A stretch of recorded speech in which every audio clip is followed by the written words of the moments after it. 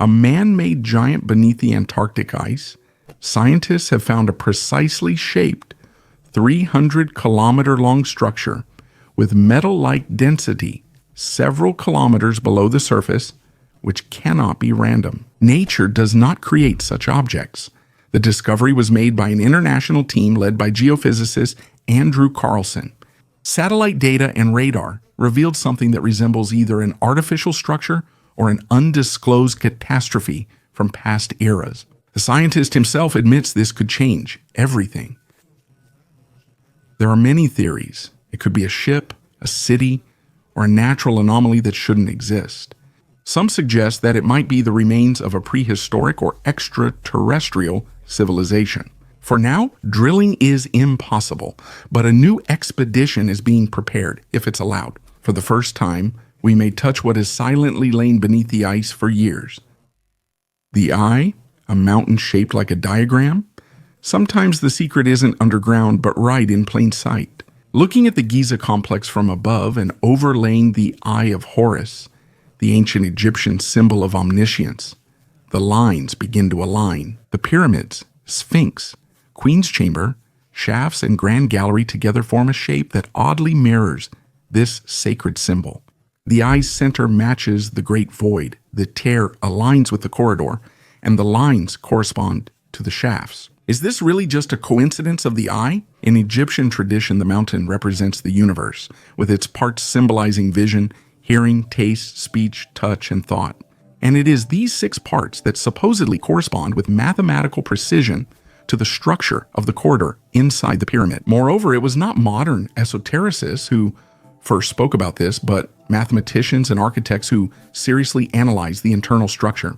If we assume that the pyramid was not a tomb, but a repository of knowledge, it is possible that it is encoded as a giant 3-dimensional model. A dam not from those times stands on the Vinalopó River near the Spanish city of Elche, a stone dam that for a long time was considered a construction from the Islamic period.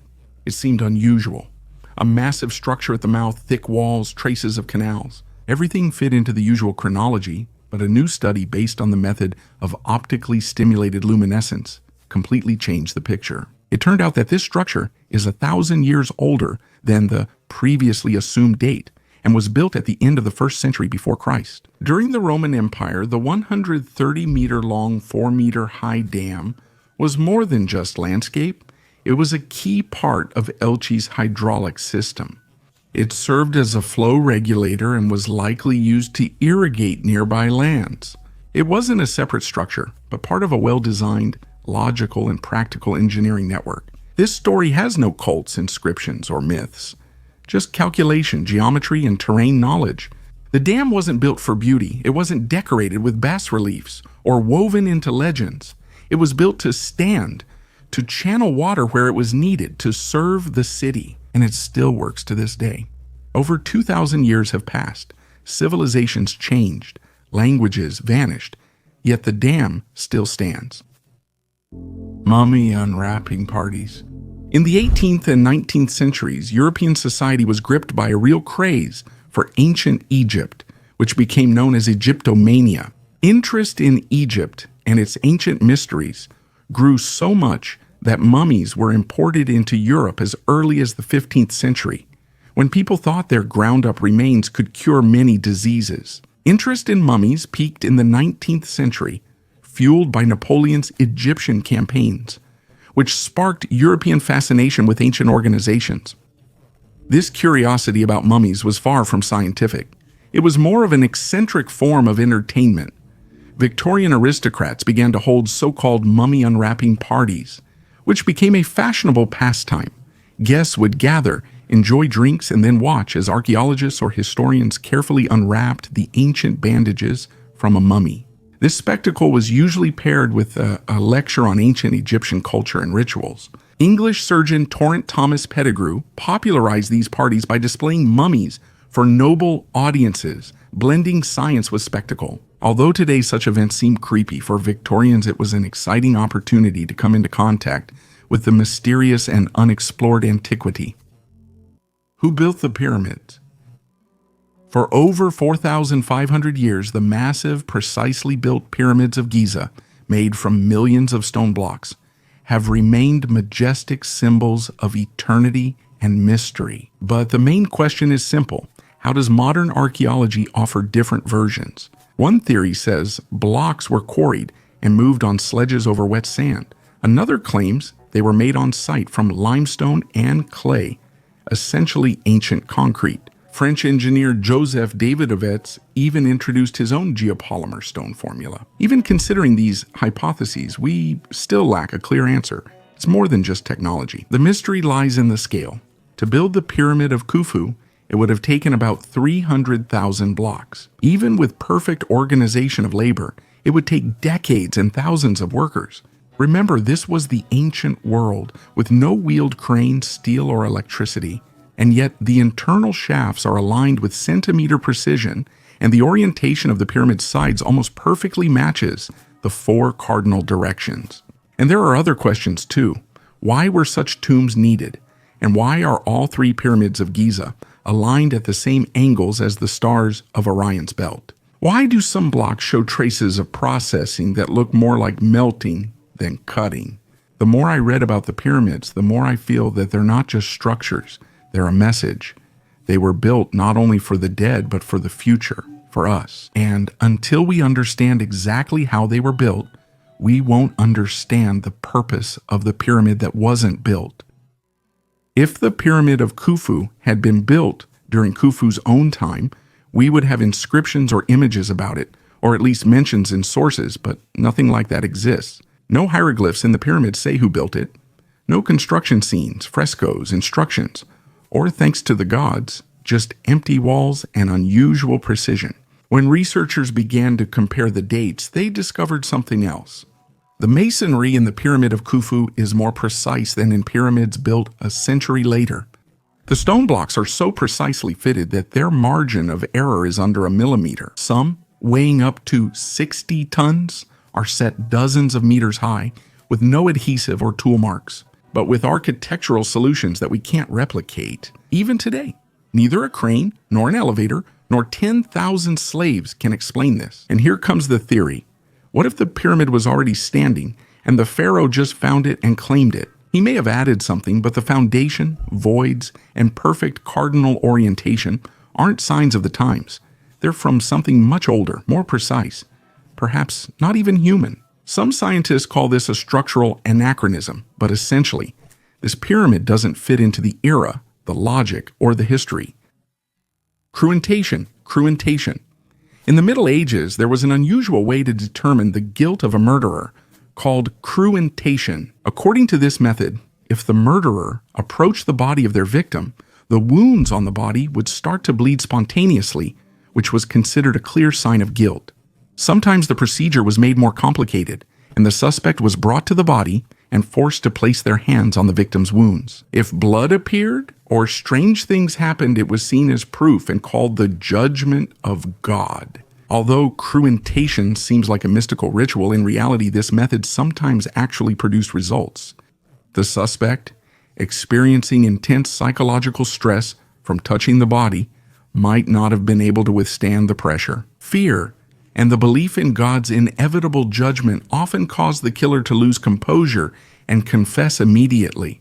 This method was part of the so-called ordeal system, in which guilt was determined through divine intervention. Cruentation, although it was a superstitious practice, surprisingly often played a role in solving crimes, especially in cases where intense nervous tension betrayed the criminals and made them give themselves away. The sword for the immortals before you is not just a weapon.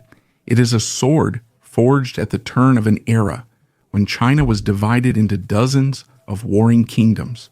But amid this harsh reality, someone acted differently. Not for battles or victories, but as if performing a ritual. The bronze blade has a turquoise tint, as if it absorbed the sky's color. The handle is carved from rock crystal, transparent like ice, with gold details and turquoise inlays. The geometry, the ornamentation, the finishing, everything is so meticulously crafted that it becomes clear the sword was not made for a soldier's hand. It was made for something greater. The Warring States period is the 5th to 3rd centuries before Christ, a time of constant war, betrayals, and great reforms. But this sword stands out from the context. It speaks of ritual. It could have been used in sacrifices, in rites of passage, or as a symbol of power that needs not to be held, but to be proven. Artifacts like these are confusing because they don't fit our idea of the ancient world. We expect rough blades and traces of battles, but instead we get crystal, gold, and metal crafted like jewelry. A map that no one ever printed, hidden in the archives of one of the European libraries, lost among the manuscripts of the 17th century. There is a map where Egypt looks different. It's drawn by hand with details of the river, ridges, temples, but something on it doesn't add up. In the modern desert, where officially nothing existed, cities with names and streets are marked, even in places now covered by sand and rocky plateaus. When this map was first digitized, researchers thought that the author had simply made a mistake or invented things. But then satellite images showed outlines that resembled city shapes. They're hidden under the sand, visible only from above, not the ground. Who made this map? And how did they have information that even Napoleon didn't have? One of the names on the map is an ancient Egyptian word meaning the gates of return. Some believe this map is copied from an even older, now lost or hidden, source. And that means someone had information about an Egypt that we will never see again. A message in a bottle. Norwegian archaeologist Jakob Bredesen was shocked when he discovered a message in a bottle that had been buried in the ground for more than 150 years. The discovery was made during the excavation of an ancient Viking cemetery. The message was left by archaeologist Anders Lorange in 1874. When he first explored this burial mound, archaeologists hadn't excavated Viking mounds in Norway for over a century, making it remarkable they chose to revisit this one. The burial mound where the bottle was found is that of the legendary King Aur, who was buried with the world's largest Viking ship. The Norwegian Ministry of Cultural Heritage initiated the excavation to nominate the mound for United Nations Educational, Scientific, and Cultural Organization World Heritage status. Inside the bottle, they found a note left by Lorange, 2 19th century coins, his business card, and a letter. The translation of the text on the note reads, "This mound was excavated in 1874. Fallen warriors are buried here. They were burned along with the ship, weapons, and ornaments. 26 shields, 2 swords, an axe, many arrows, and other artifacts were found. All the finds were transferred to the Bergen Museum." The mound became famous for its many preserved artifacts confirming burial ritual traditions. The Vikings, who often sent their warriors on their final journey on ships with weapons and armor. The Vikings were Scandinavian seafarers and conquerors who explored and captured coastal lands from the 8th to 11th centuries. Some scholars believe that they may have been the first Europeans to reach North America. A stone tomb in northern Morocco where the Tangier Peninsula faces Gibraltar.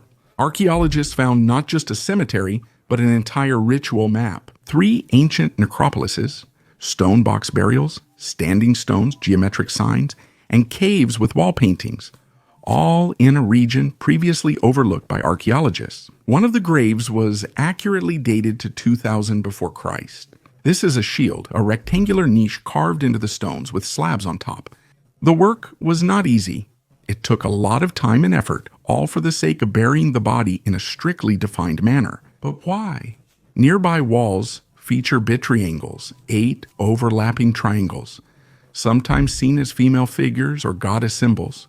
Circles with dots, waves, and lined squares also appear, forming a stone picture whose meaning is still unknown. Surrounding standing stones, some taller than a person, may have marked boundaries or served as places of power. Maybe ancient people once gathered here to bury, pray, or celebrate thousands of years ago. Alien bases, CIA.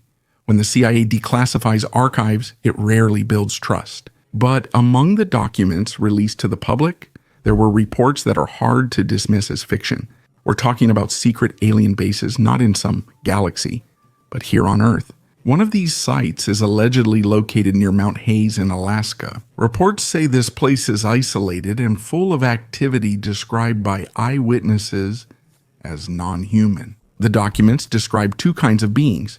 Some resemble humans with few differences, while others appear obviously alien, like something from science fiction. Though these descriptions sound absurd, they appear in dozens of testimonies. Many of them match the data that American intelligence agencies collected in South America, Africa, and even on Titan, Saturn's moon. Skeptics see this as an intelligence agency game. What's odd is why declassify these materials and why now? It may be an attempt to prepare the public for something bigger or just an ongoing effort happening behind the scenes. And what's even stranger are the parallel statements coming from the White House. Michael Kratsios, the head of the Office of Science and Technology, openly stated that the United States is already manipulating time and space. And Trump, back in 2020, mentioned weapons that no one even suspects exist. All of this might seem like just big talk if you didn't know that a triangular tower-like object, not marked on any official map, was recently spotted on Google Maps in the Area 51 Ijaz desert tunnels leading to nowhere. In Egypt, a place is off-limits to tourists, not due to danger, but because of too many unanswered questions. One area just south of the Giza complex has a network of tunnels beneath the sand, either forgotten or intentionally filled. For years, locals have talked about empty halls beneath the sand, where echoes, drafts, and even smells suggest air underground. But officially, there's nothing there, and anything that was accidentally discovered was quickly filled in again. In the 2010s, researchers, with a rare ground-penetrating radar permit, discovered long, straight subsurface structures, possibly corridors, some with turns tens of meters long and about 5 meters deep, all strictly parallel to the main axis. A fee. Once the data reached the press, the permit was revoked, cameras removed, and sand restored. Photos show some steps starting in crevices among old ruins, with stone descents and steps leading down, all roughly sealed with cement and bricks. On one of these walls, someone scratched the word silenced in English with a nail. No one knows who wrote it, but too much points to the fact that Egypt is not what lies on the surface, but what is beneath it. And it's very important to someone that we don't go down there. An incredible discovery under the waters of the Nile. Archaeologists made an amazing discovery under the waters of the Nile in the Aswan area, a collection of ancient Egyptian artifacts and rock drawings connected to the era when the city experienced a powerful flood. The relics found date back to the reigns of pharaohs, such as Amenhotep III, Thutmose IV, and Samtik Chi II. About 4,500 years ago, Aswan was an important trade and military center. Gold, wood, and spices were traded here, and temple, obelisk, and pyramid materials came from local granite quarries. However, after the construction of the Aswan Dam, most of the city ended up underwater. The Franco-Egyptian Archaeological Mission discovered unique rock reliefs depicting pharaohs, hieroglyphic inscriptions, and other sculptural elements. The work was carried out using modern technologies such as underwater scanning, photogrammetry, and 3D modeling. These methods made it possible to document the discovered artifacts in detail and create their digital copies. The depiction of Amenhotep is of particular interest. He ruled Egypt for about 40 years and left a rich legacy. His burial was located in the Theban necropolis on the west bank of the Nile, opposite modern Luxor. Unfortunately, many monuments from his era were damaged by floods, but the new discovery gives hope for restoring these historical relics. Where did they disappear to? The Maya built remarkable jungle cities with stepped pyramid temples, developed a complex writing system, and made precise astronomical calculations. Their highly accurate calendars continue to spark debate today. But by the time the Spanish arrived, only small settlements in the forest remained of the great civilization. Without an army, without power, without temples, what happened? Scientists have proposed dozens of theories. The leading theory is an environmental disaster. The Maya deforested the land, depleted the soil, and triggered a drought. Along with overpopulation and internal conflicts, this may have caused collapse. Some suggest epidemics, while others mention civil wars between cities and states. Even an alien trace is mentioned in conspiracy circles. The disappearance of an entire culture seems that strange. Importantly, the Maya did not vanish. Their descendants still live in Guatemala, Mexico, and Belize. They speak Mayan languages and maintain traditions, customs, and costumes. It's just that the state model we call the Maya civilization collapsed and fell apart. The cities were suddenly deserted, power vanished, and writing was gradually forgotten. When you look at their stone cities covered in moss, you get the feeling that all this happened quite recently, as if they went deep into the jungle and will return someday. Not as a tribe, but as a culture that once again has a message for the world. The story of Minnie Dean. In the 1890s, in the city of Invercargill, New Zealand, a woman named Minnie Dean was engaged in so-called baby farming. She took in orphan children, calling herself their foster mother. Minnie actively looked for babies by placing ads in newspapers, and soon the number of children in her care began to raise suspicions. It came to light that she tried to ensure their lives, which alerted the local police. Police started monitoring Dean closely when rumors spread about missing children. The first alarming incident occurred in 1893 when a 6-month-old baby disappeared, and then 2 years later, a newborn girl went missing. Suspicions grew as police kept a close watch on Minnie by May 2nd, 1895. A reporter noticed her boarding a train with a baby in a hat box, but when she returned, she only had the box, which turned out to be much heavier than usual, and the baby was gone. Minnie later said the child died overnight, and in panic, she hid the body in the box to quietly return home. However, after the reporter called, police searched her property. In Minnie Dean's garden, they discovered several children's bodies, including a recently buried girl. This became decisive evidence, and Minnie was brought to trial, found guilty, and sentenced to death. The execution took place on August 12, 1895, making her the only woman ever executed in New Zealand. The singing sarcophagi of the Serapeum. Beneath the sands of Saqqara lies a 300-meter-long gallery called the Serapeum, with 40 granite boxes in its side niches, each weighing over 60 tons. Egyptologists call them the sarcophagi of the sacred Apis bulls, but they're nearly empty, with only a few bone fragments inside. The key here is the acoustics. When Massachusetts acousticians activated a low-frequency generator in 2019, the granite inside one of the boxes emitted a pure 110 hertz tone, matching the chest's resonance frequency. When you stand inside, the sound literally vibrates in your bones. Ancient priests could have used this to put themselves and possibly bulls into an altered state. But then why would there be lids half a meter thick polished inside to a mirror finish? Some hypothesize the boxes weren't tombs, but resonators that amplified Earth's vibrations. Their polished interiors reflected sound, repeatedly forming standing waves. Some researchers think there may have been a sound organ in the complex, with chambers tuned to various frequencies. If that's true, the Serapeum isn't a cemetery, but an ancient acoustic energy lab. Postmortem photography. The Victorian era was a time when mortality rates were extremely high, especially among children, which led to the emergence of the unusual tradition of postmortem photography. Epidemics of cholera, typhus, and diphtheria swept through Great Britain, including in 1861. After her husband's death, Queen Victoria popularized extended mourning. In this context, grieving parents photographed their deceased children to preserve their memory. Photography technology at that time was far from perfect. The shooting process took a long time, which caused living subjects to appear blurred. But with the deceased, there were no issues. They could be calmly photographed in detail. Besides photographs, people kept locks of hair from the deceased, making them into jewelry, rings, or lockets. Another tradition involved creating wax masks of the deceased and making drawings and paintings with death symbols.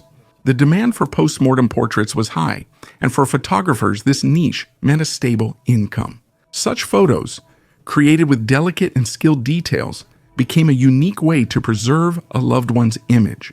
In that era, death was truly a part of everyday life, and postmortem photographs served as a kind of reminder of the fragility of existence. Who were the Sumerians? We are used to thinking that history begins with Egypt, but if we look deeper, it turns out that the first great civilization was not the Egyptians, but the Sumerians. They built the first cities, invented writing, made complex calculations, studied astronomy, practiced medicine, developed irrigation, and established laws. They seem to be from another time, but who they were still remains a mystery. The Sumerians emerged in southern Mesopotamia in the 4th millennium before Christ. They appear as a highly organized society with no signs of gradual development, as if they arrived with advanced knowledge already. They had a complex language that is unlike any other. Even linguistic connections with other languages of the world have not been found. This prompts the question, where did they originate? One theory suggests the Sumerians came from the east, possibly the mountains of Iran or Pakistan.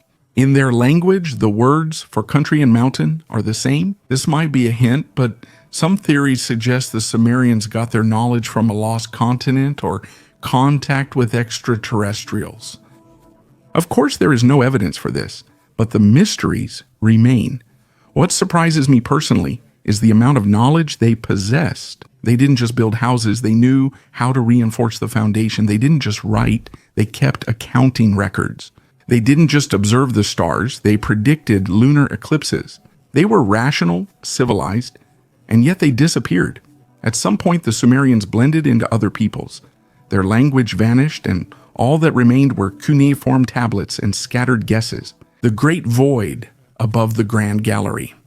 In 2017, the world was shaken by the news that an unknown chamber was discovered inside the Great Pyramid using muon tomography. It is located directly above the Grand Gallery and is comparable to it in size, about 30 meters long. This isn't just a crack or technical gap, it's a real empty space fully integrated into the architecture and completely isolated with no entrance, exit, access, or attempts to open it. Scientists from the Scan Pyramids project called this discovery the Great Void. They stress they don't know what's inside. It might be a hidden room, ritual space, or secret corridor, but something is delaying more research.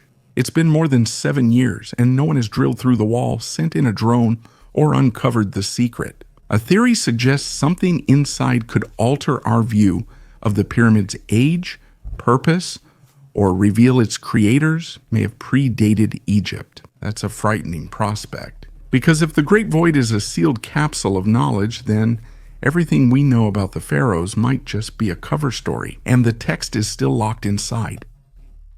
Africa is in Israel, in the south of Israel, in the Negev desert. Archaeologists explored Tel Malhata, a site linked to the biblical city of Malada. Among the 6th century finds near Christian burials, they discovered something unexpected. 5 hand-carved figurines made of ebony. The material is Ceylon ebony, found only in southern India and Sri Lanka. This is already a mystery in itself, but what is most surprising are the faces. The figurines show male and female torsos with expressive features, broad cheekbones, restrained tears, and high foreheads. Researchers are sure that these images have African features. On their heads are massive headdresses with holes in them, possibly to wear the figurines as pendants or amulets. The burials are Christian. Nearby were glass vessels, bronze and stone jewelry, and alabaster items. And among this, there are figurines from a different culture and world. This isn't just a trade item, it held significance. These might have been ancestral images or homeland symbols kept after adopting a new faith. Byzantine Palestine was a crossroads for routes from Africa, Arabia, and India. Caravans, ships, and merchants passed through. These figurines might have traveled hundreds of miles, passed through many hands, and ended up here among the tombstones in the sand. For archaeologists, this rare find reveals how deeply cultures were intertwined. The Reich's colony in the east. The Nazis aimed not only to defeat the Soviet Union, but also to completely reshape the world map. The lands from East Prussia to the Urals were supposed to become living space for the Germans. Himmler's plan called for Russians, Ukrainians, Belarusians, and others to be eliminated, deported, or greatly reduced. The General Plan Ostplan involved building German cities across the European Union of Soviet Socialist republics, linked by highways, guarded by garrisons, and surrounded by a compliant local population. Children would only learn tables, multiplication, road signs, and signatures. No more culture, no history, no language. This project allowed no place for a person, just a function or tool. Eastern Europe was turning into a biological bridgehead for the Aryan race. The more you study these diagrams, the more it feels like this is not just an ideology, but a technology terrible, inhuman, and chillingly logical. King Arthur is a myth on the throne. People have been writing about him since the 12th century, making movies about him, writing novels, drawing comics. King Arthur is an almost mythological figure. The Round Table, the Sword in the Stone, Merlin, Camelot. Yet the main question persists. Was he real? Historians are still debating it. Some think Arthur is a composite figure, a Celtic leader resisting the Anglo-Saxons, later turned into a heroic epic. Others believe he is entirely fictional, a literary creation. The problem is that sources about him appear too late. References to him appear 300 to 400 years after his alleged lifetime. Some theories say Arthur's prototype was a Roman commander who remained in Britain after the legions left. Some suggest a link to Ambrosius Aurelianus, but there's no direct evidence, no grave chronicles or reliable contemporary descriptions. What's interesting is that in the legends about Arthur, almost everything is about morality, about duty, honor, truth, and the fight for justice. He's not just a king, but represents what it means to be one. Maybe that's why the image of Arthur is so enduring, because it's not about a specific person, but about what we all lack. Buddha in Nirvana underground, at the site of the ruins of the 7th century Buddhist monastery and temple Vajjhana Tepa, archaeologists discovered fragments of frescoes, stupas, and reliefs depicting Buddha, bodhisattvas, and other deities. Unfortunately, many of them were disfigured and partially destroyed even in ancient times. One of the most famous discoveries was a 13-meter statue of Buddha in Nirvana. It was made from Pax blocks of compressed clay, which were used in ancient times to create large sculptures. The statue was found in a ruined state, so it was literally assembled piece by piece. After excavation, it was split into 72 parts and sent to the Museum of Antiquities of Tajikistan for restoration. Today, the original Buddha in Nirvana can be seen there, and its copy is on display at the National Museum of Tajikistan. These discoveries not only reveal important pages in the history of Buddhism in Central Asia, but also highlight the significance of Vajjhana Tepe as a center of spiritual culture in the ancient region.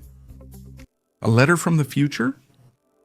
In one of the temples of Abydos, there is a carving on a ceiling beam that still baffles even those who deny any conspiracy theories. Next to the classic hieroglyphs, you can clearly see outlines of a helicopter, something resembling a tank or submarine below it, and another object like a four-bladed drone. The detailed shape is too precise to be coincidental. Official science claims that this is a palimpsest, the result of later priests carving new symbols over the old ones. Part of the plaster reportedly crumbled over time, and the overlapping images formed an optical illusion. But then why is this illusion so clear? Why did the figures turn out to be complete? And most importantly, why did they look like 20th century technology and not abstract symbols? This isn't an isolated case. Temples at Dendera and Edfu also have images that seem too advanced for their time, like the Dendera lamp. A well-known example is a large glass bulb containing conductive elements. Egyptologists call it a symbol of life's origin, while engineers see it as an electrical circuit diagram. Some inscriptions contain terms that remain untranslated not due to being forgotten, but because their structure doesn't fit known grammar. Boxes from Argentina in the basement of the Supreme Court of Argentina, behind old boxes disguised as champagne crates, something unexpected was found. Inside the passport were manifestos, lists of members of Nazi Germany's propaganda, and 12 wooden crates tightly sealed had remained untouched since the 1940s. The investigation found they entered the country hidden as alcoholic products on a Japanese ship. When Europe was already engulfed in war, and the Third Reich was looking for escape routes and ways to preserve its influence, the documents handed over to the experts included genuine identification records with names and potential traces of high-ranking Reich officials' escape.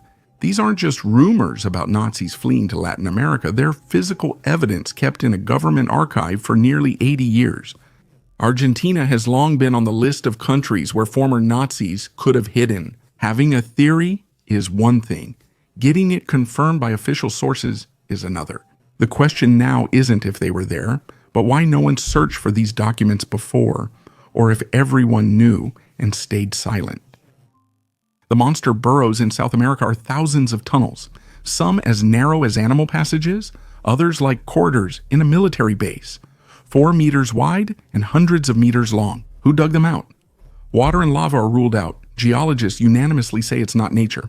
The walls have claw-like grooves. In an Argentine cave, they discovered 2 giant sloth skeletons, each about 4 tons, with 20-centimeter claws. They were the ones who needed tunnels of that size. It is believed that they dug burrows for generations to raise their offspring and to shelter from the glacial climate. And the narrower passages might have belonged to other monsters, ancient giant armadillos. Their modern descendants also dig, just on a smaller scale. This raises the question, what might lie beneath our feet if animals, not humans, dug such tunnels? The gold of the Tsar. At the beginning of the 20th century, the Russian Empire possessed the largest gold reserve in the world, over 1,300 tons in bars, coins, state vaults, and the imperial treasury. After the revolution, all of this disappeared literally from the hands of the Romanovs into nowhere. What happened to this gold? Some treasure is believed to have ended up with Kolchak, admiral of the White Army. He shipped gold by train across Siberia to fight the Bolsheviks. But then total confusion starts. One train was blocked by the Reds, another halted by the Japanese, a third looted by the Czechoslovaks, and it's uncertain if a fourth even existed. Some amounts ended up in banks in Japan, China, and France, but not all of it. A huge part of the 100 tons disappeared. One version claims the gold is still hidden in the Siberian taiga. Another says it was smuggled abroad via Vladivostok and sold.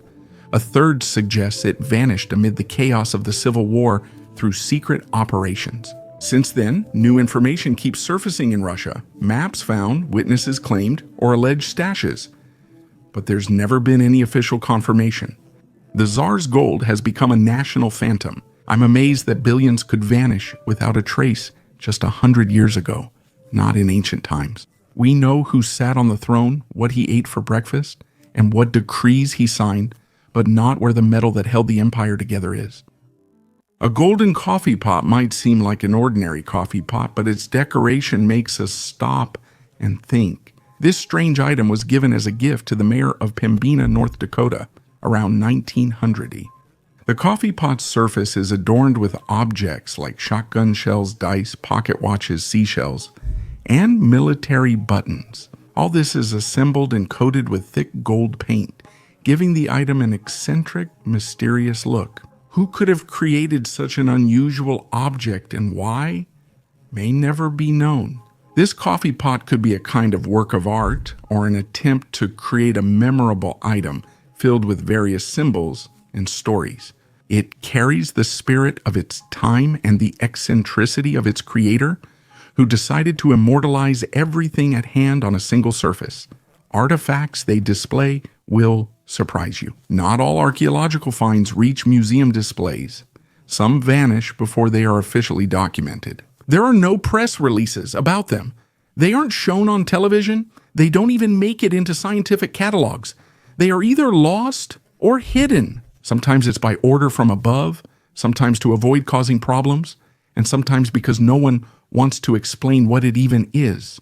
During a 1970s expedition mentioned by a former Cairo museum assistant, a copper disc was found. On its surface, there were symbols that couldn't be matched to any known script. The object was stored and lost a month later. Later, photos surfaced of the disc and a star map that didn't match ours. Evidence shows that 5th Dynasty burials contained objects made of strange, unanalyzable alloys. An archaeologist with a copy of the report said, "This isn't bronze, gold, or silver. It's something else. Where they are, no one knows now." Some might say it's a myth, but then why is access to the Cairo Museum storage closed to most researchers? Why can't even Egyptian scientists get in there without special permission? These items could explain a lot or cast too much doubt on everything. The plate turned out to be an important artifact. Recently, a gold plate dating back to the 6th or 7th century AD was found in England. It was discovered by a metal detectorist in the area of Climping, West Sussex. This rare example of early medieval art is now displayed in the Archaeological Gallery at Littlehampton Museum. The plate likely decorated a sword, but may have adorned other valuables. A museum representative called it a tiny masterpiece and noted the exquisite filigree made of twisted gold wire, a vivid testament to the skill of Anglo-Saxon craftsmen of that time. This level's decorative elements highlight the significance of ornamentation and weaponry in the early Middle Ages. Visitors to Littlehampton Museum can now closely appreciate the exquisite design and craftsmanship of the 6th and 7th centuries. What caused the great migration of peoples in the 4th and 5th centuries AD?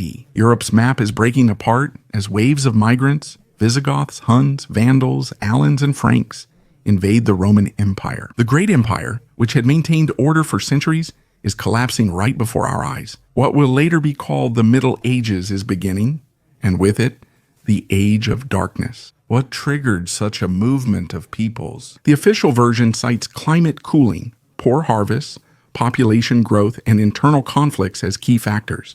The new tribes sought land, resources, and security. Why did everything happen at once across Eurasia?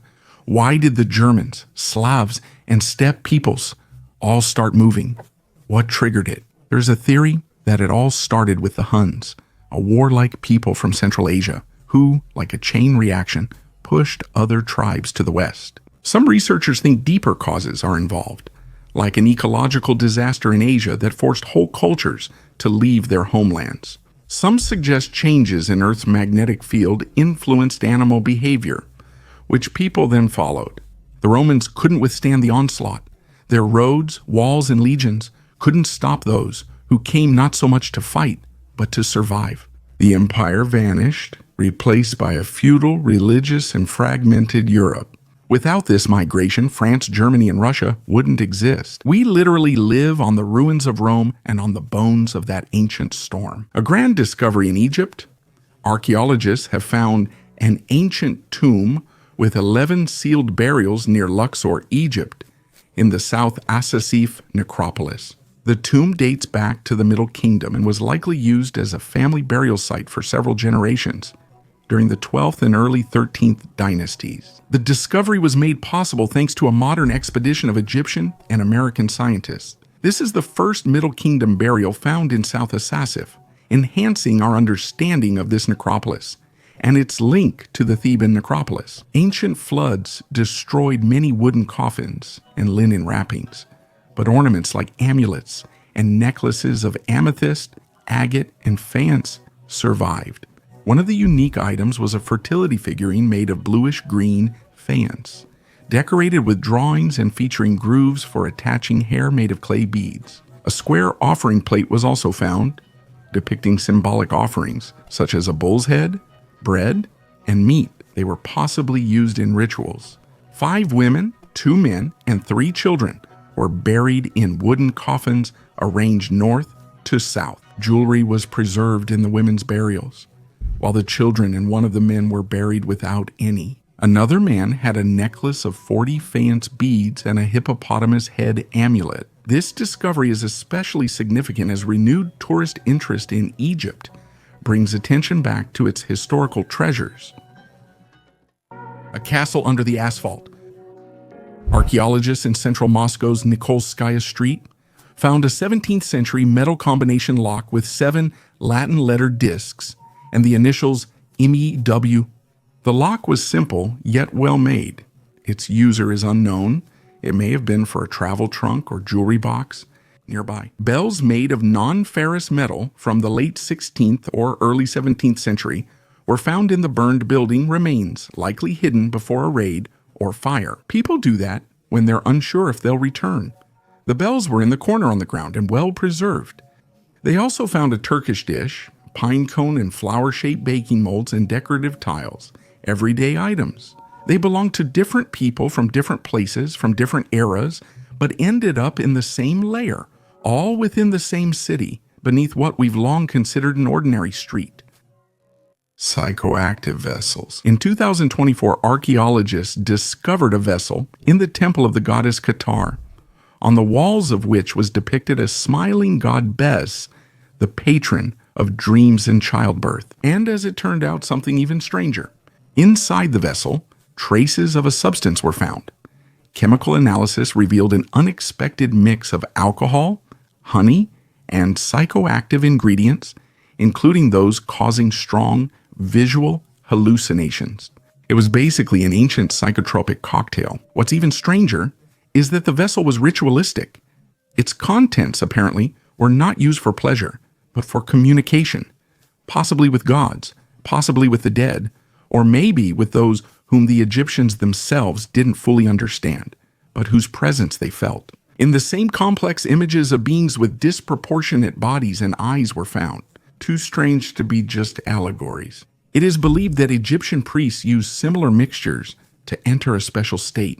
In these rituals, they reportedly gained knowledge that words couldn't express. Such immersions gave rise to prophecies, geometric schemes, and architectural solutions. What if the Great Pyramid is also the result of some kind of revelation? Object near the sun. In the image taken by the large-angle and spectrometric coronagraph solar telescope, a structure is clearly visible that defies explanation. It appears against the background of the sun's corona and resembles not just an abstract silhouette, but something quite specific, a giant bird with outstretched wings or craft leaving a trail behind. It's not just an illusion. Scientists estimate its wingspan at about 150,000 kilometers, over 10 times Earth's diameter. The object was located about 2 million kilometers above the surface of the sun. It was not moving in orbit. It was not burning up in the atmosphere. And it had no visible trajectory corresponding to the solar wind or gravitational forces. In the Solar Astronomy Lab, Kieran and his colleagues called such images extremely rare and almost never seen, but they still couldn't clearly explain what we saw. Some researchers believe that it could be an optical artifact or a plasma ejection that took on a bizarre shape. But then why is its shadow so structured? Why does the object have symmetry, a visual center, and most importantly, movement? It seemed we were witnessing a flight, not an ejection, and not a natural event, but something made by a lost civilization. Archaeologists found petroglyphs estimated to be over 12,000 years old on a plateau in western India, far from cities and tourist routes. They are carved directly into the stone. The figures are strange, like stylized people with elongated bodies, heads, and arms that look more like something else. Some images directly parallel Sumerian and Inca mythology. A similar image is found on seals discovered in Mesopotamia, where it is interpreted as a celestial being, a mediator between worlds. Then the same silhouette suddenly appears on the Indian plateau thousands of kilometers away. Scientists are cautious, calling it a coincidence of forms and saying we can't yet call it a single culture. But there's another perspective. These images may be the last evidence of a civilization predating writing, the Vedas and the Indus culture, whose only traces are found on stone. There are more questions than answers. Who made them? What do they mean? They look like images from other ancient cultures. And how did it happen that these signs were literally underfoot, but almost no one knew about them? Spanish bronze barrel. Archaeologists have discovered the oldest firearm on the mainland of the United States. The Spanish bronze barrel was found in Arizona and presumably belonged to members of the expedition of Francisco Vázquez de Coronado. This expedition, which took place from 1539 to 1542, was the first attempt by Europeans to cross the Great Plains, but its results turned out to be insignificant, and Spain abandoned further plans to develop these lands. The find is a cast bronze barrel, 106.7 cm long, and about 18 yaurkiao. This weapon, similar to a culverin, could fire grape shot or small cannonballs. It was found during the excavation of an adobe structure at the San Jeronimo III settlement where the expedition members were. According to the researchers, this weapon was highly valuable and was left in working condition. Archaeologists think it was abandoned during a Native American attack on the settlement.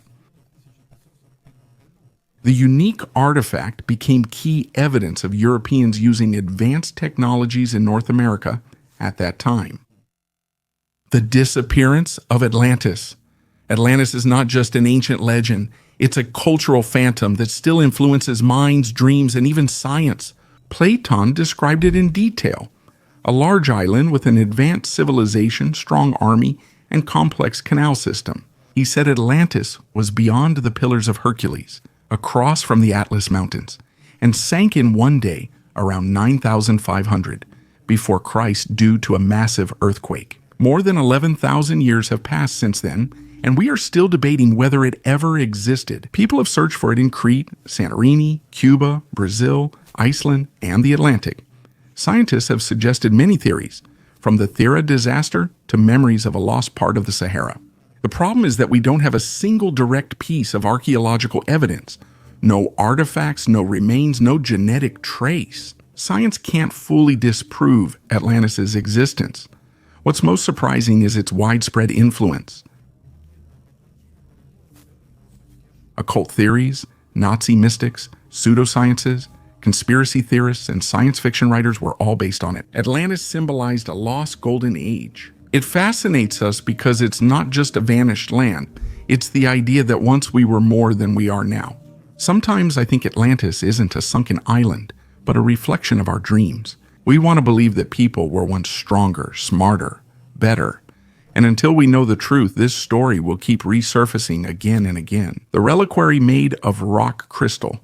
This reliquary, created in France between 1175 and 1200, is a work of art and religious craftsmanship. It is made of gold and silver and decorated with rock crystal, which gives it transparency and lightness.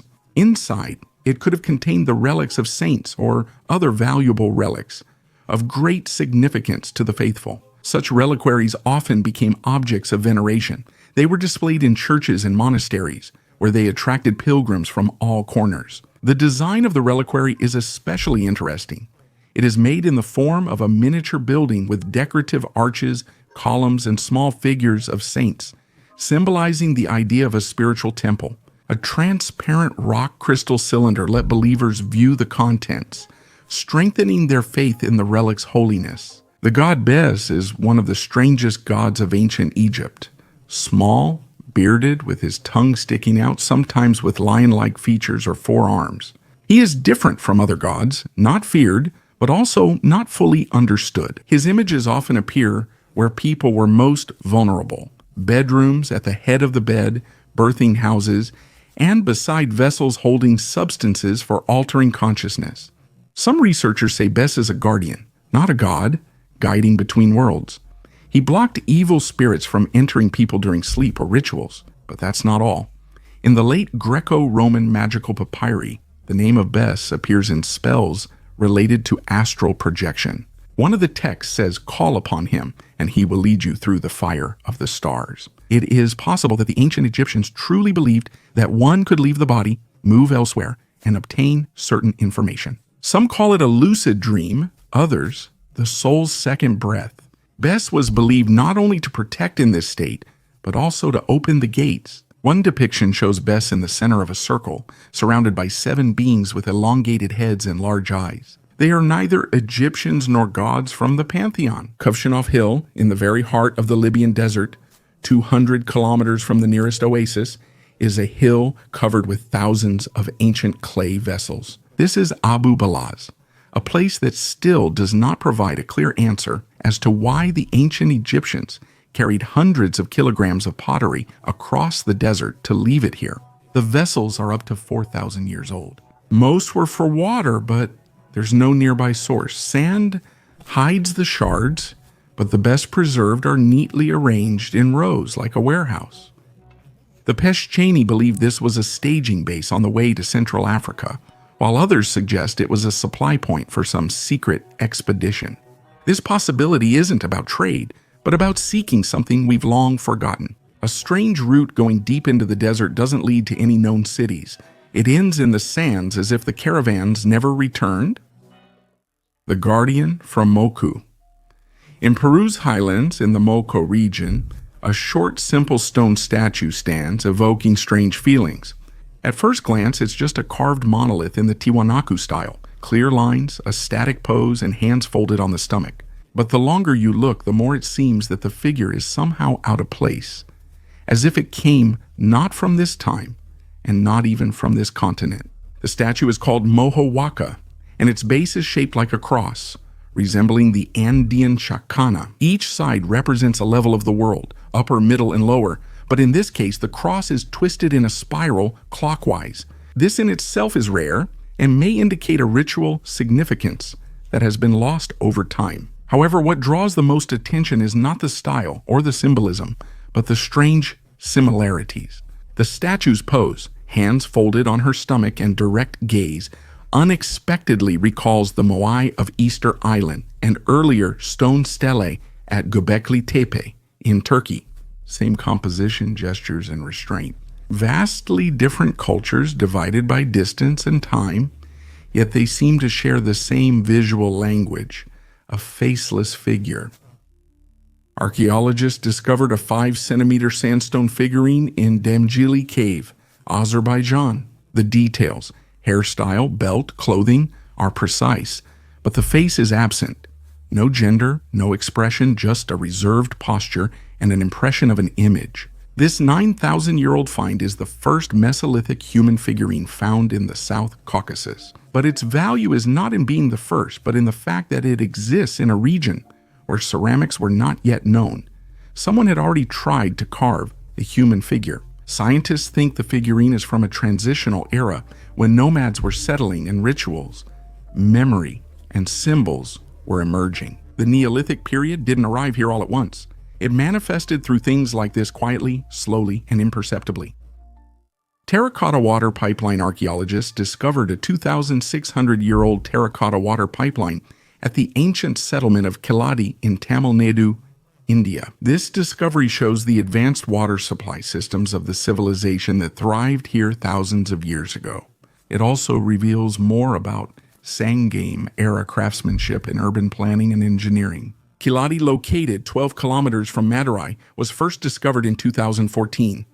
Since then, this site has become important for studying the Sangam period, which spans from 300 before Common Era to 300 Common Era. Over the past decades, more than 20,000 artifacts have been found at this site, indicating an advanced society that excelled in brick production, as well as the creation of beads and terracotta items.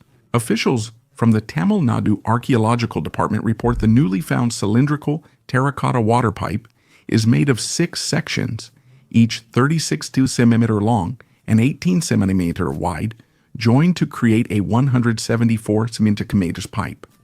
It is believed that it was used for transporting drinking water, demonstrating advanced hydraulic engineering skills. This discovery also broadens our understanding that advanced engineering practices existed not only in northern India, but also in the southern regions, indicating a more technologically advanced ancient India than previously thought. A tomb that is not opened. Everyone knows the Sphinx, but almost no one knows that there is probably a cavity beneath it, sealed and even partially concreted. Back in the 1990s, geophysicist Thomas Dobetsky conducted acoustic sounding of the plateau under the Sphinx's front paws and discovered an anomaly, an empty chamber with clear rectangular edges. It couldn't have formed naturally. It was clearly a room, tomb, or something similar. This news rocked the world of alternative archaeology. The claims went even further. Ancient Egyptian texts referred to a hall of records, where knowledge left by the gods before the flood was stored, and it could be located right there under the Sphinx. One step, and we could have opened the door to a prehistoric past, but instead there was silence. Egyptian authorities denied excavation permission and closed the site to research.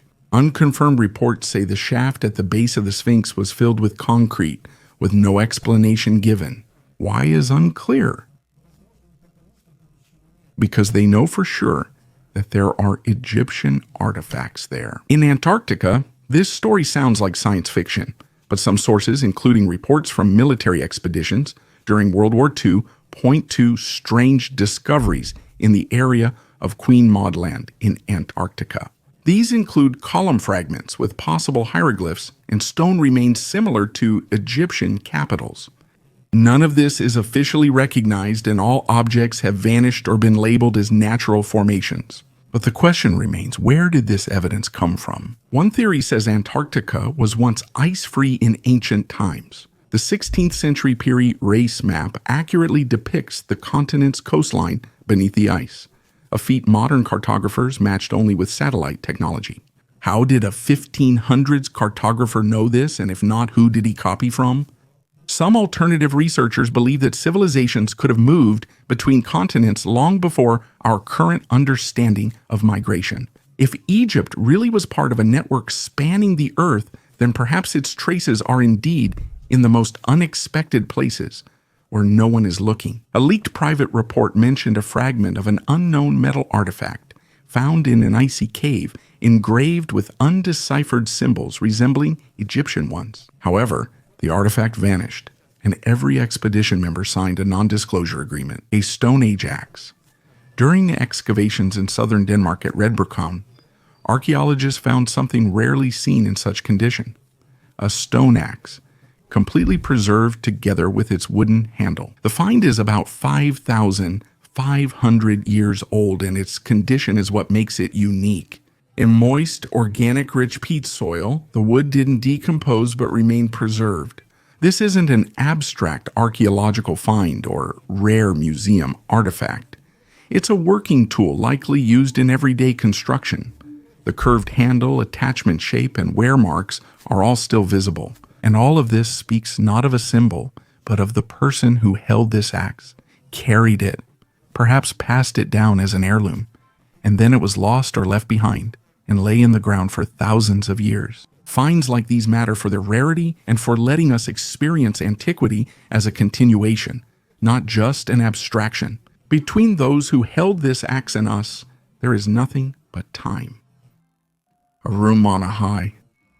In the Andes, at the ancient Chavin de Huantar complex, archaeologists discovered a hidden room. It was buried with no entrances, windows, or doors. Only a narrow crawl space, as if deliberately hidden from view. Inside, 23 artifacts, all related to psychoactive substance use. Some are thin, hollow bird bones, sharp, perfectly crafted, almost tube-like. Research found traces of tobacco and dimethyltryptamine on them. Here the questions start. What was the purpose of this small dark room with inhalation tubes? Why was it isolated?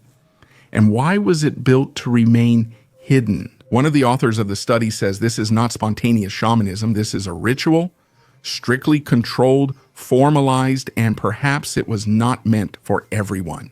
Only the elite, likely priests or rulers, access these practices, because hallucinations here are not just a journey inside oneself, but a tool of power. A small dark room, 2 to 3 people, and a hallucinogen-altering reality perception. These conditions could cause contact with gods, trances, and visions. And while people usually believe that priests really talk to spirits, the priests could use this as a tool for both control and management. Sphere from Colombia.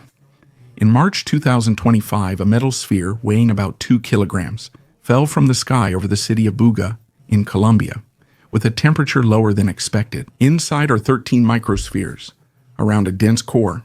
The layers appear metallic, but show no welds or joints. Scientists are studying this, but one thing is clear: the object doesn't appear to be from Earth. Radiologist Jose Luis Velázquez said he found no evidence of human manufacturing. The structure is solid and made of 3 layers. The source is unknown. Skeptics argue the object's pattern was AI-generated, citing uneven lines and a design that appears too human. Plus, Jaime Maussan, a well-known ufologist with previously unproven alien claims, has returned to the story. No one has given a definite answer yet, but the question remains: if it's not satellite debris, not part of a rocket, and not a fake, then what exactly fell to Earth? Now, Egypt and UFOs. Thousands of years ago, Egyptians saw more than just stars when they looked at the sky. In one of the papyri attributed to Pharaoh Thutmose III, a strange incident is described. A disk of fire appeared in the sky, emitted light, hovered motionless, and then shot upward. This temple archive text was seen as allegory until compared with modern unidentified flying object accounts. On the walls of some tombs, there were symbols that cannot be explained by mythology. Round objects with rays, figures floating in the air, strange capsules over which priests are bending. They aren't the center of attention, but are always nearby, almost like part of daily life or fear. The Egyptians believed that knowledge came from the sky, not metaphorically, but literally. Thoth, the god of wisdom, appeared as an ibis, though many texts depict him shining from a celestial boat. Osiris arrived on a ray of light. The word Neteru, which we call gods, actually means those who came, a coincidence or a memory of something that once happened before. If some of these coincidences are not fantasies, then perhaps Egypt was not an isolated civilization. It was a beacon for those who came from outside, or for those who were destined to return one day. At first glance, the quartz giraffe looks like a child's figurine, a giraffe sitting calmly as if frozen in the moment. But it is carved from a single piece of rose quartz, one of the most difficult stones to work with. It was created in France in 1900 by the House of Cartier, not in Africa or Asia. It's unclear why Art Nouveau jewelers chose to carve a giraffe from quartz.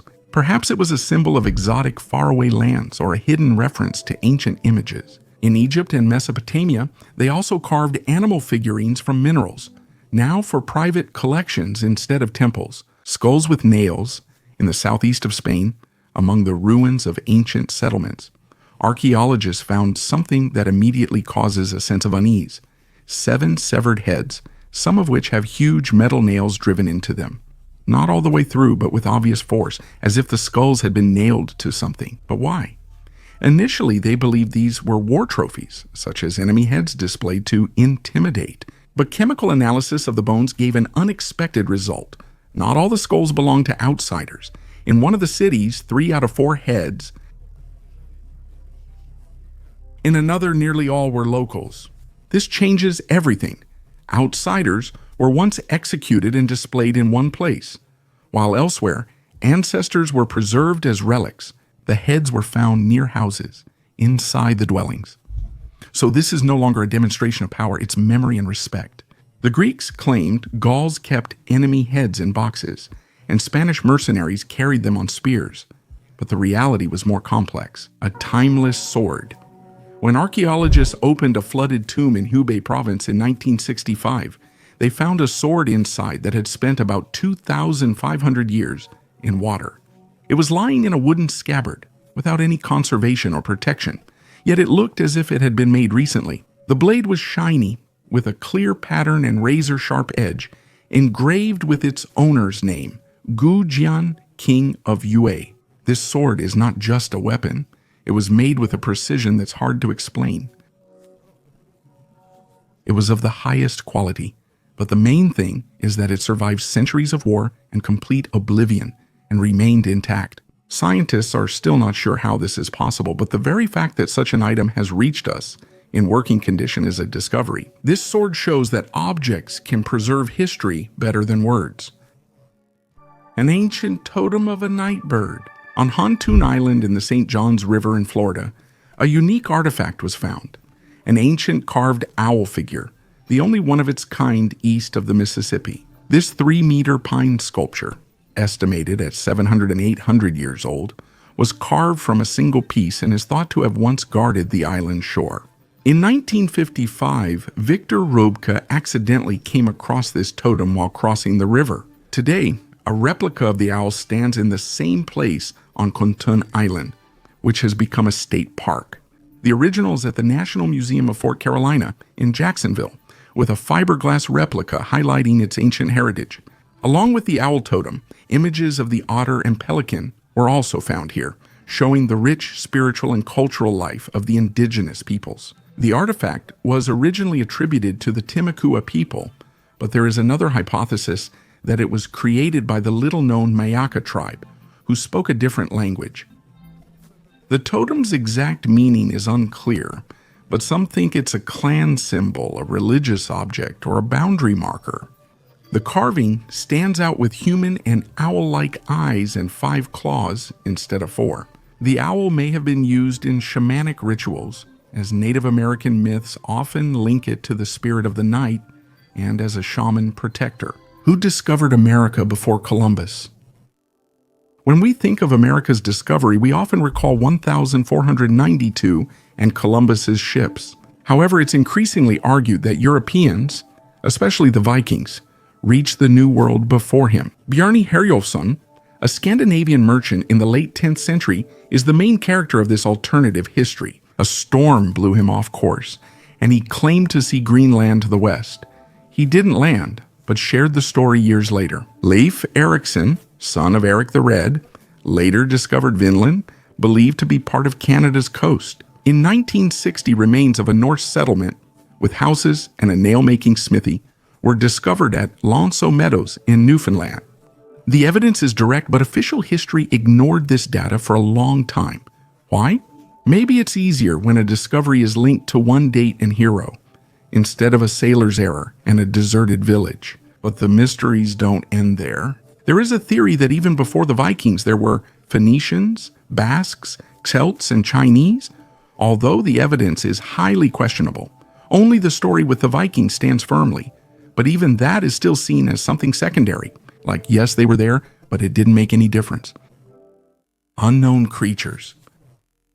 Sometimes archaeologists find images they can't explain.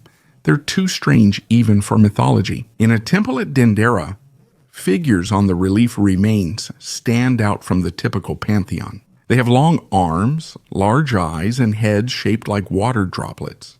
They stand in a circle under star symbols, with one person in the center raising their hands.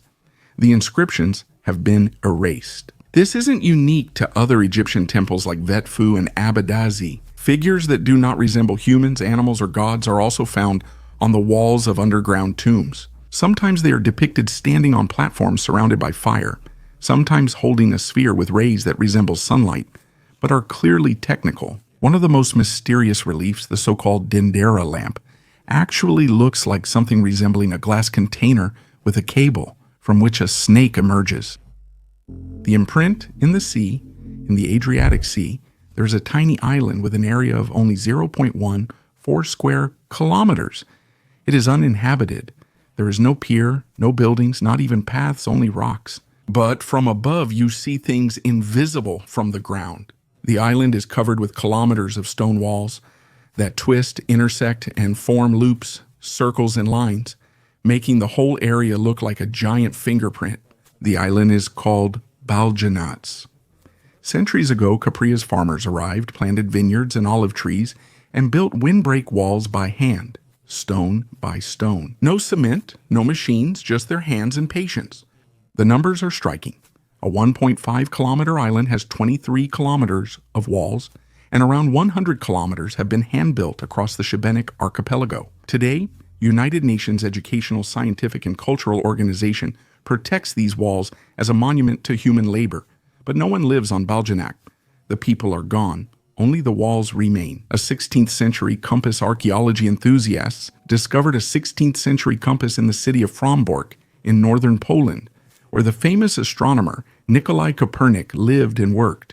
The local museum suggested this instrument, only the third found in Poland, may have belonged to Copernic, who created the revolutionary sun-centered model of the universe. The compass was found in Frombork's canonical gardens by two groups of archaeology enthusiasts led by professionals in the same garden where Copernic did his astronomical observations.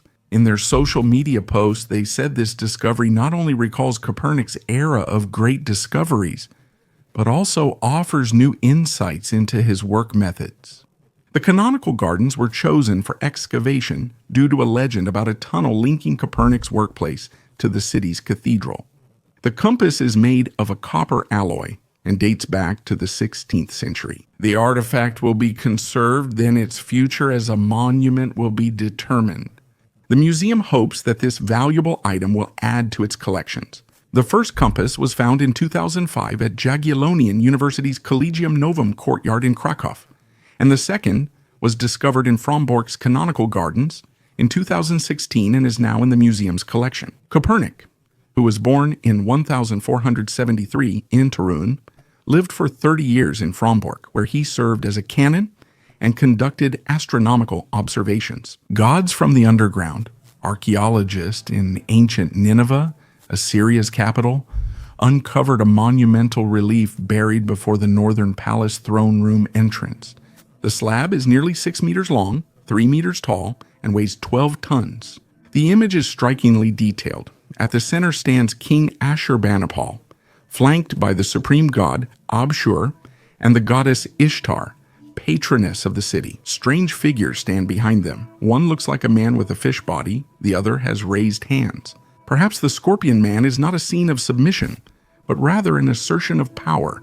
The king is depicted not as an ordinary ruler, but as a link between the world of people and the gods. But the main point is something else. The relief was not destroyed. It was carefully buried, not discarded or broken, but deliberately hidden. This is done to either preserve something or hide it permanently. This occurred after Assyria's fall, likely in the Hellenistic period. That's odd since these halls were known in the 19th century.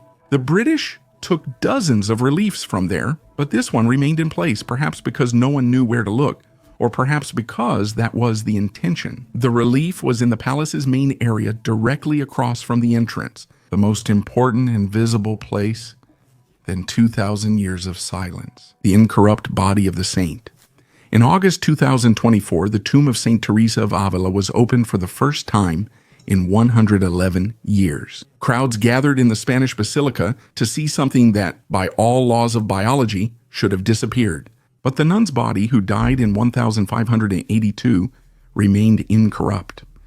The face is recognizable, the limbs preserved, and most striking are strange calcium spikes protruding from the feet, as if the bone kept living. 10 keys were needed to open the sarcophagus held by the Duke, the monastery, and the Vatican. The access system resembles a ritual more than a technical security measure. Scientists examined the remains, compared them to century-old photos, and found no logical reason for their preservation. Her death was recorded at the Alba de Tormes monastery. She walked there on foot despite severe pain, and shortly before her death she said, silence. Centuries later, a body that won't decompose. Believers call it a miracle, researchers a phenomenon. However, the question remains, if flesh can survive for a century without decaying, then what do we really know about the boundary between life and death? Traces in stone? In 1952 in Texas, in the bed of the Paluxy River, workers were clearing stone and came across a chain of distinct prints. These were dinosaur tracks, large, elongated, nearly a meter long in places, and numerous. It seemed that ancient reptiles really did pass through this place, one after another, leaving a trail in the stone. But nearby, they saw something odd. Prints resembling long human footprints with toe outlines. Some of them overlapped the dinosaur tracks. That's exactly why this place became a subject of debate. Some saw the discovery as sensational, claiming it proved humans and dinosaurs coexisted. Scientists were more cautious. Some attributed the track shapes to erosion, others to forgeries. There are known cases when similar human footprints were carved directly into limestone to later be sold to tourists. There is still no definitive version, but regardless of the debates, the very picture is the imprint of movements from millions of years ago. And that's already quite amazing. The giants of Easter Island. Easter Island is a tiny patch of land in the middle of the Pacific Ocean, but that's where hundreds of stone giants moai stand. Their faces are turned inward toward the island, as if they are guarding it. The largest ones reach 10 meters in height and weigh up to 80 tons. Most importantly, no one really knows how or why they were made. It is believed that the moai were carved by the local Rapa Nui people around the 11th to 16th centuries. They used stone axes, wooden levers, and ropes. Some scientists tried to replicate this, and they even succeeded, but only with relatively small statues. What about those that weighed dozens of tons? How were they moved across the island? With no sturdy trees on Easter Island, Thor Heyerdahl suggested the statues were dragged lying down. Another theory suggests they were swung side to side like a refrigerator on ropes. But there are still questions here, especially about how the statues had the pukao hats installed, which weigh up to 2 tons. And another question is why. Some people believe that these were portraits of ancestors, while others think that the moai symbolized the power of the clan. The island was small with few resources, so why did everyone focus their efforts on these stone heads?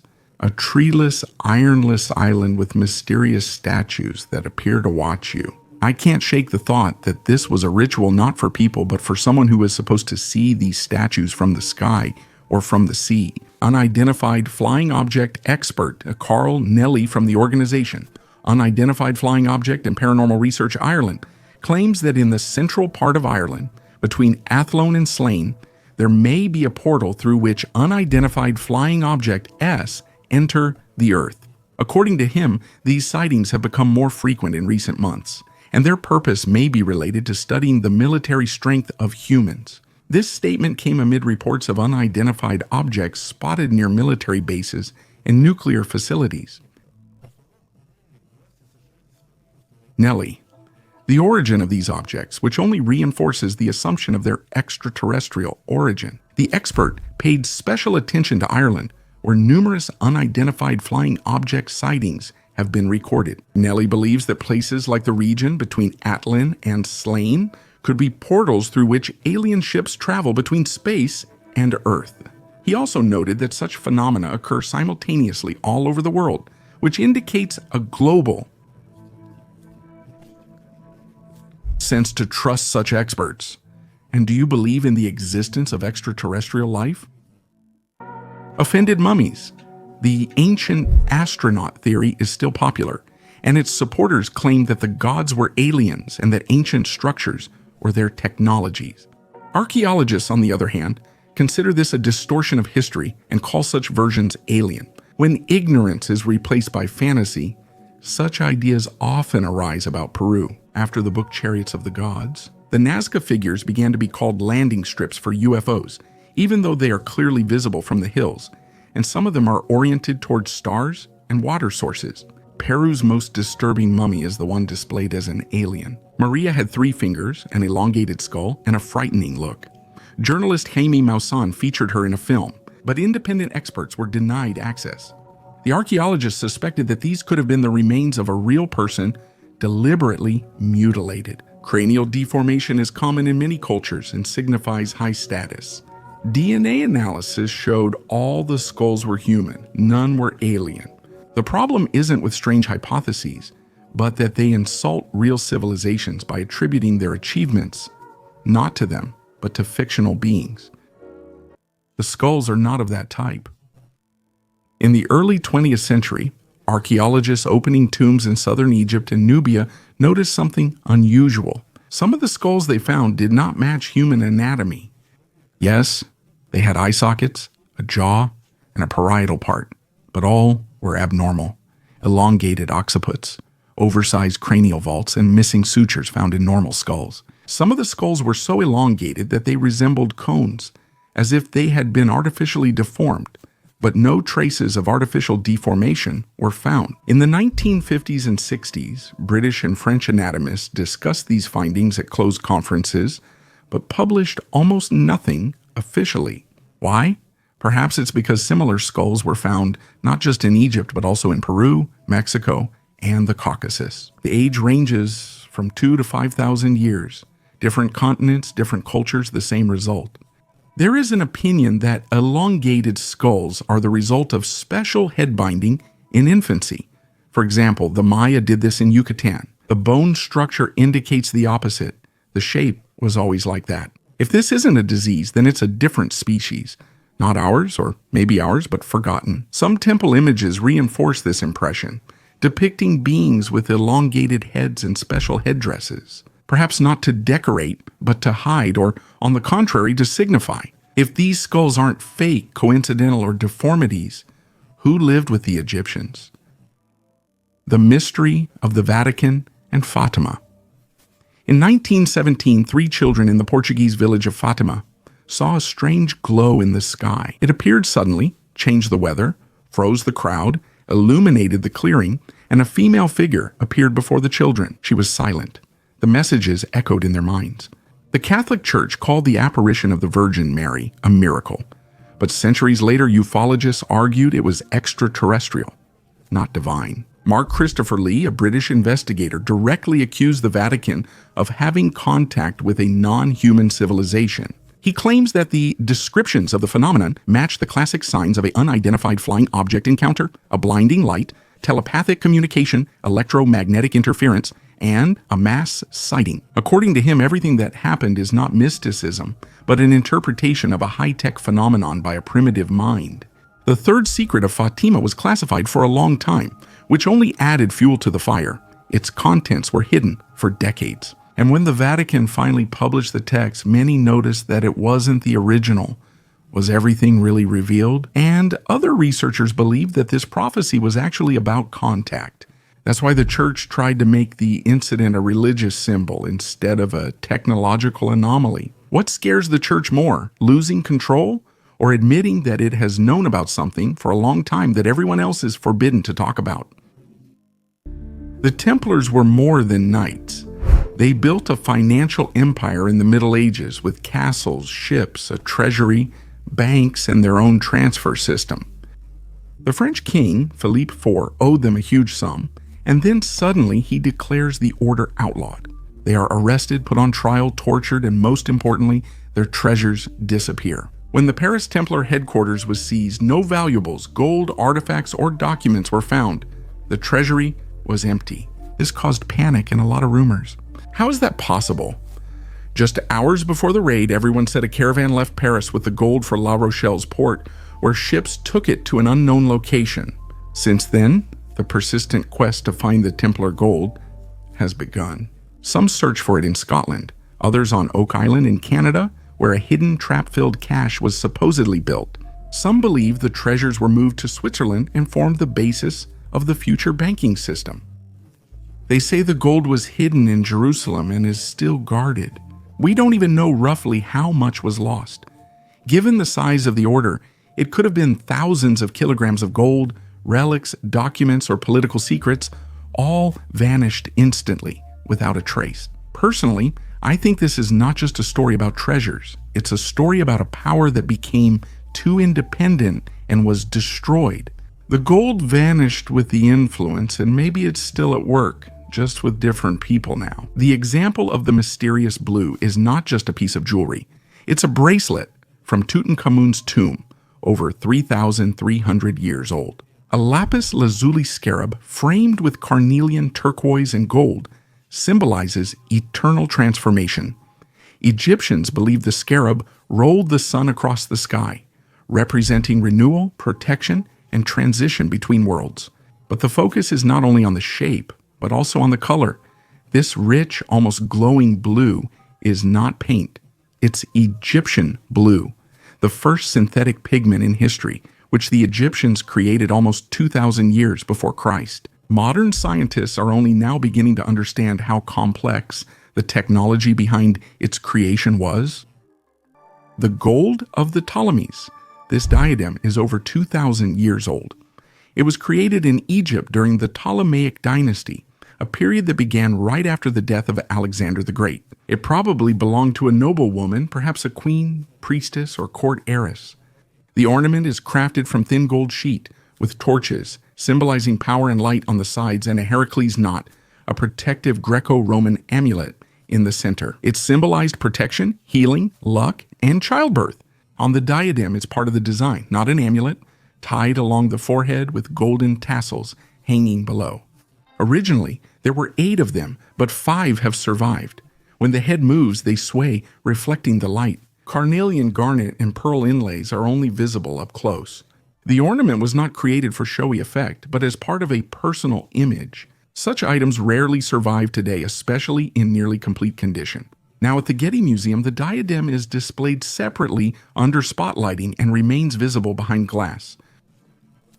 It once sat on someone's head, belonging to a person, not an era. Where did the Neanderthals go? They lived in Europe and Asia long before us. Strong, resilient, well adapted to the cold. We're used to thinking that Neanderthals were some kind of dumb cavemen, but that's not true at all. They had a larger brain volume than we do. They made tools, used fire, buried their dead, and cared for the wounded. There is evidence that they played primitive flutes and decorated themselves with shells. Neanderthals weren't beasts. They were a fully developed human species, much like us. But about 40,000 years ago, they disappeared, and it's still unclear why.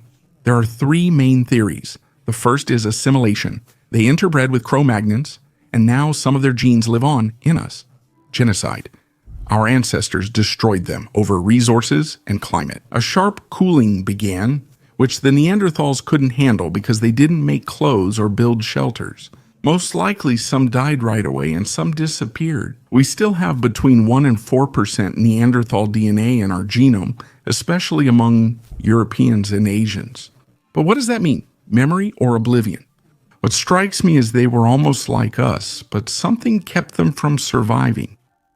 Pharaohs without DNA, and yet it's the 21st century. Sequencing technologies, labs, and global scientists let us determine from a bone what a person ate, how they died, and their ancestry. But there's a strange exception: Egypt, or more precisely, Egyptian mummies. Since 2007, different laboratories have tried to decode the DNA of pharaohs.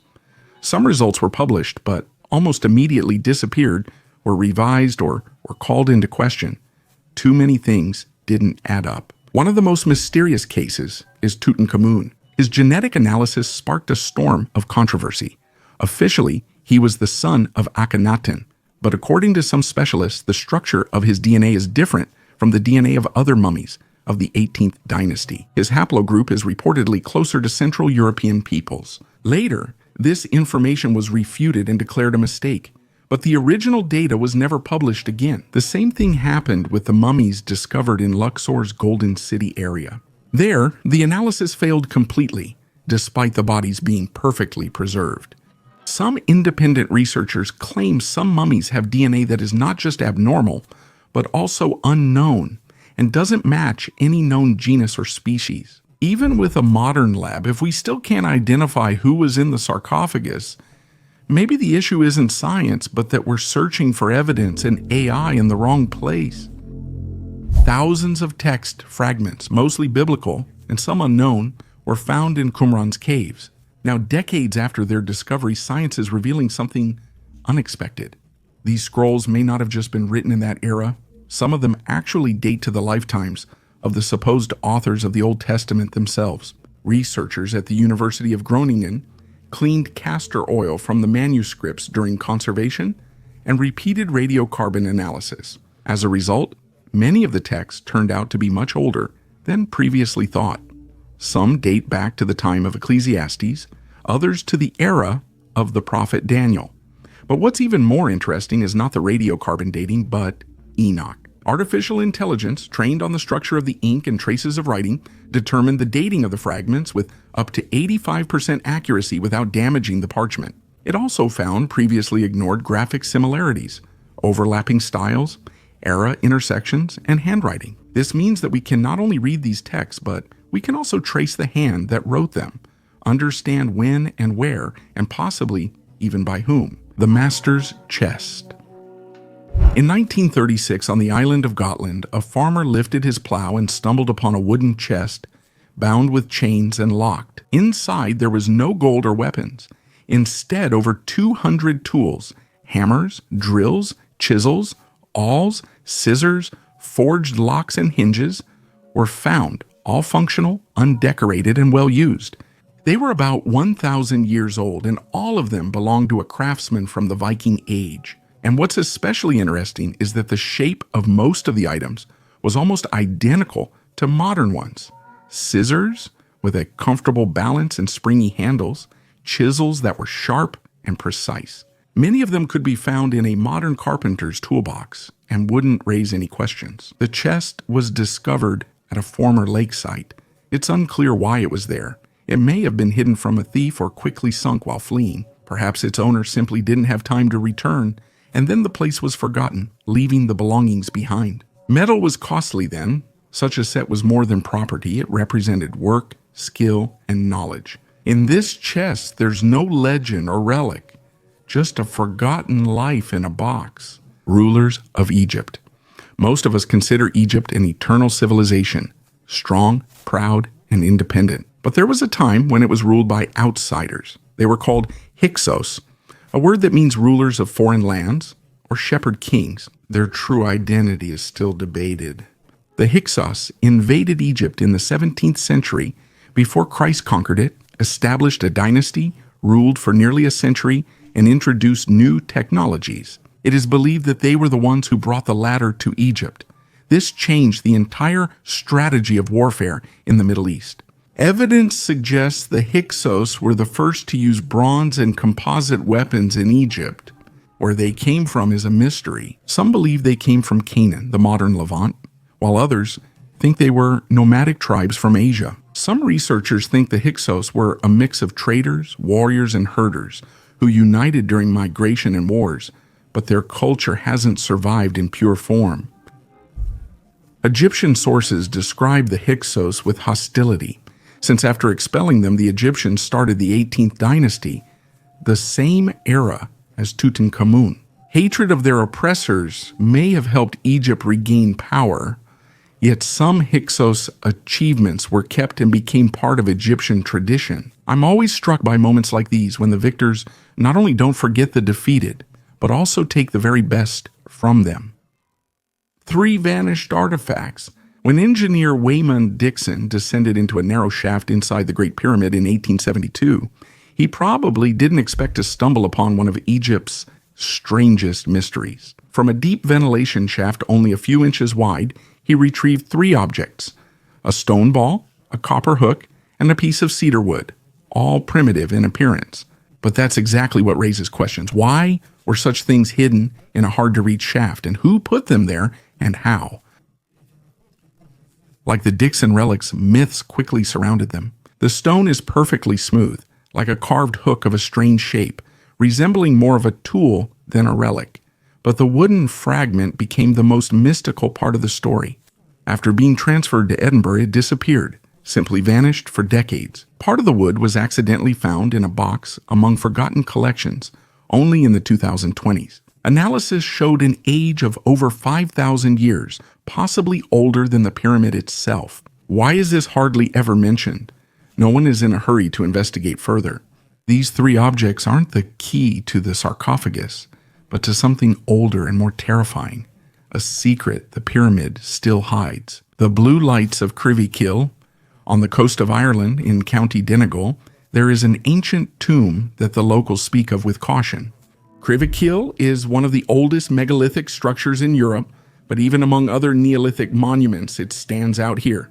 Eyewitnesses report that at night, blue lights quietly appear and flicker between the stones, as if something or someone arrives. Officially, the tomb is dated to the 4th millennium before Christ.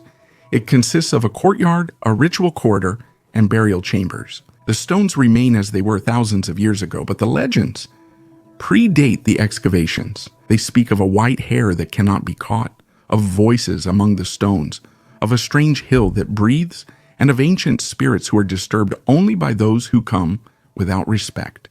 Excavations in the 1930s revealed Crivikill was used in the Neolithic period and also had remains of an early Christian forge. Someone came 2,000 years later, set up a smelting furnace right at the entrance to the tomb, and began smelting metal, maybe hoping to use the place's power or strike a deal with those still there. Now, tourists come here during the day, but the locals never stay after sunset. The blue lights appear rarely, but when they do, it's always sudden. Stone cubes. Near Albuquerque, New Mexico, tourists visited the canyon's edge. At first, it looks like an ordinary rock formation, but the longer you stare, the more it feels off. The cliff edges are perfectly straight, and faces even as if cut by something sharp, not by time. In some areas, the stone blocks form clear cubes, each weighing around 100 tons, with no signs of processing. But there's no natural chaos here. Everything is too geometric. Online, comparisons immediately began. Some recalled the Bimini Road in the Bahamas, those mysterious stone slabs going underwater. Others mentioned the megaliths of Baalbek. But still, the main reaction is the same. It looks wrong. Too perfect to be natural, too heavy to be man-made. Scientists, of course, can explain a lot, weathering, crystal geometry, pressure, fractures, but visually it's not convincing.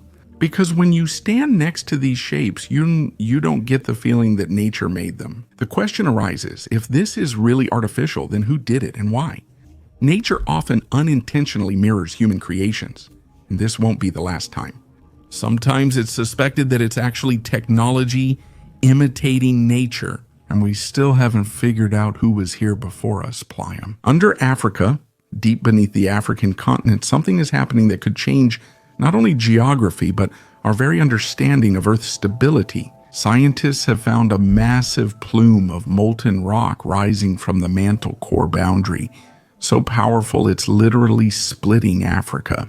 This movement has been detected in Kenya, Malawi, and the Red Sea. Isotopes of gas and geothermal springs point to the same source, a deep mantle flow similar to the one that formed Hawaii, only this one is in Africa. It spreads outward, breaking the lithosphere from within. This explains the increasing volcanic activity in East Africa and the progressing rift that stretches for thousands of kilometers.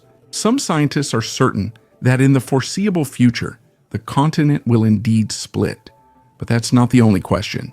If a plume is capable of destroying continents, then who or what can harness such forces? Such phenomena are found in geology and in ancient texts and legends, where the ground suddenly vanishes beneath people's feet. We can forgive the ancients for inaccuracies in cosmic alignment. We can explain mistakes, but Egypt was not mistaken. The Great Pyramid is aligned with the cardinal points with less than 0.05 degrees deviation, more precise than most modern buildings. To achieve such alignment, it's not enough to just know where north is. You have to take into account the Earth's precession, its axial wobble, which shifts the starry sky over thousands of years. To build the pyramid so precisely, the builders would have needed centuries of star observations or access to data they likely didn't have. What's even stranger is the positioning of the three main Giza pyramids. They replicate the shape of the three stars of Orion's belt, not approximately, but with precise alignment to the era of 10,500 before Christ. According to astronomical models, that's exactly when the Orion constellation occupied the same position above the horizon. The Egyptians called Orion Sa, the body of Osiris, the god of the afterlife. Coincidence? There's another mystery connected with this alignment. The pyramid's center, the distance from it to the center of the Earth, between the North and South poles, and between the eastern and western meridians, is minimal. This is the planet's geographic axis. How did they determine it? Science relies on observation, trial and error, and centuries of experience. The other view is that someone already knew. The pyramid is simply a mark left by their instruments, or a landmark for those meant to return.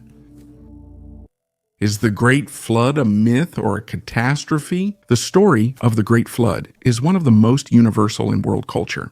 It is known not only from the Bible, where Noah builds the ark, but also from the Sumerian epic of Ziusudra, the Babylonian story of Utnapishtim, the Indian myth of Manu, the Greek tale of Deucalion, Chinese chronicles, legends of Native Americans, and even Arctic tales. Such a coincidence is almost impossible to consider accidental. This makes you wonder, maybe the flood really happened, and if so, when? A leading hypothesis suggests that around 7,600 years ago, a sudden rise in the world ocean caused salt water to flood through the Bosporus into the Black Sea lowland. Geologists claim that the water level rose by 140 meters, flooding vast areas. What used to be fertile land became sea. This event may have felt like the end of the world to people then, but was it actually a global flood? Probably not, but for people living in river valleys and lowland coastal areas, it was a global catastrophe. Imagine the water taking everything. Your home, livestock, land, village, ancestors, people escaping on rafts, fleeing to the mountains. Centuries later, the event becomes a universal, terrifying myth. I'm amazed this ancient fear still lives within us.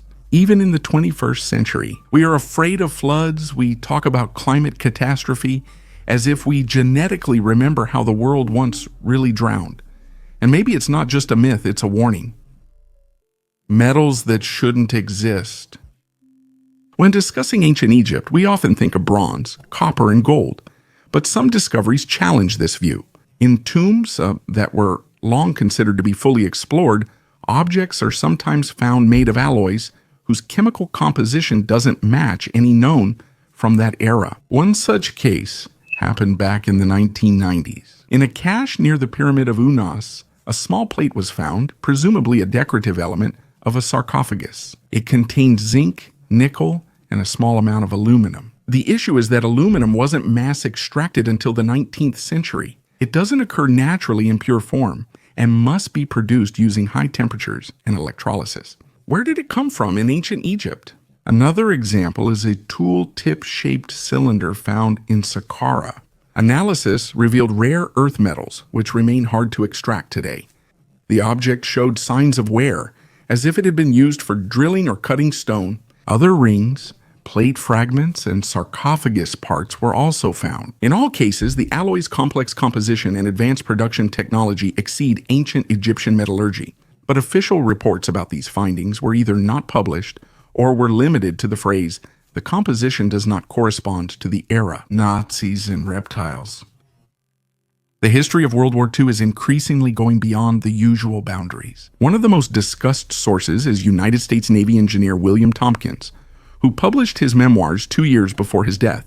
He claimed that as early as the 1940s, American intelligence knew that the Nazis had made contact with extraterrestrial civilizations. According to him, the Germans interacted with two types of beings, Nordic and reptilian, who possessed technologies that allowed the Third Reich to develop prototypes of flying craft.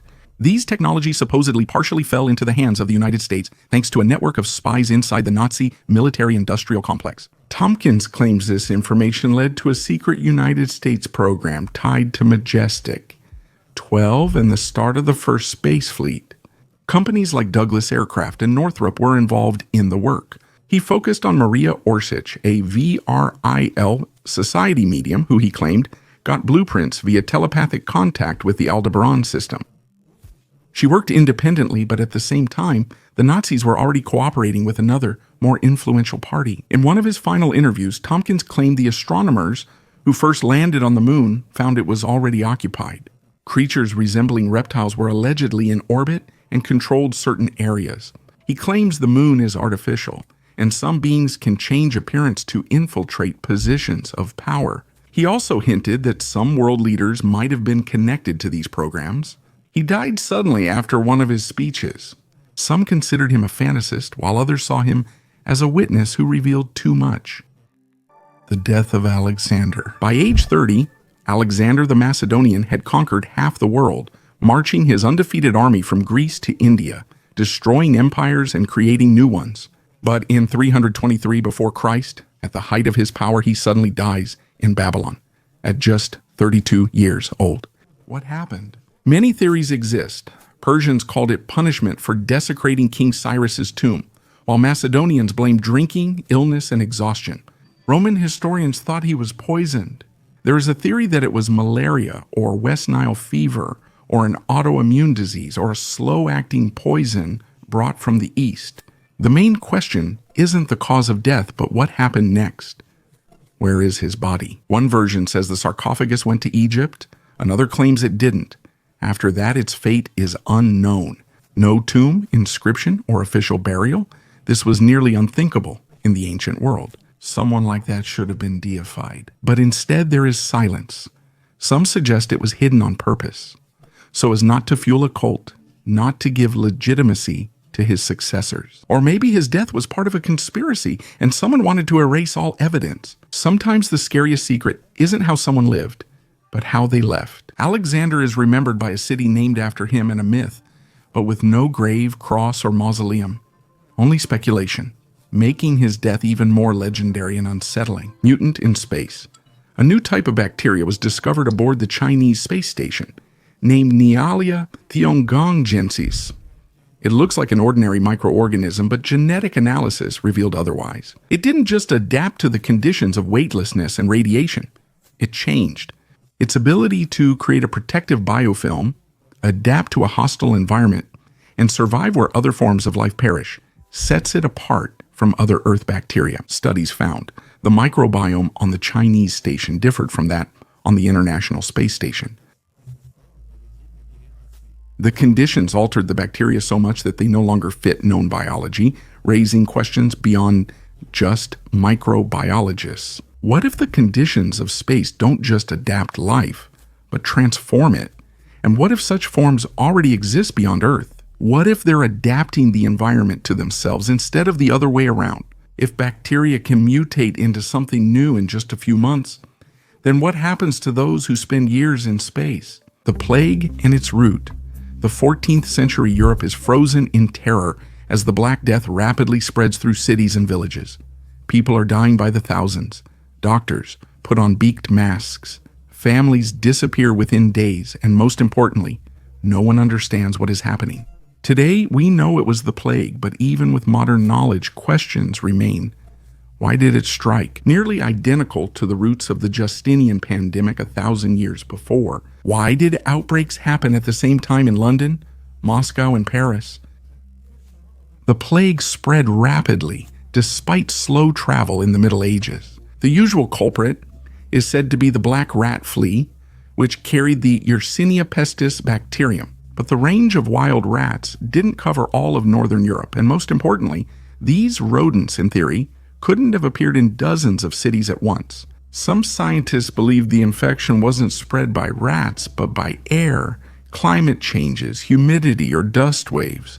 Another theory suggests the disease spread faster due to psychology, panic, mass exodus, and fleeing, rather than biology. Infected people unknowingly spread death as they moved to new places. So, the epidemic spread like a network, igniting in many places simultaneously like sparks in dry grass. What scares me most in this story isn't the disease, but its constant recurrence. We believe everything has changed, medicine, hygiene, science, but pandemics still outpace common sense. Maybe it's not just about germs, maybe it's a mirror of society, a self-vulnerable system. And every time we start to forget, something comes along that reminds us the past is closer than it seems. The skull of a broken woman. At the Chegasofla cemetery in southwestern Iran, archaeologists found a skull that has not given him peace for 6,200 years. It belonged to a young woman. Her forehead is unnaturally long, resembling royal Mayan mummies or Andean priests, due to deliberate modification. In childhood, her head was bound so that over time it took on an elongated shape.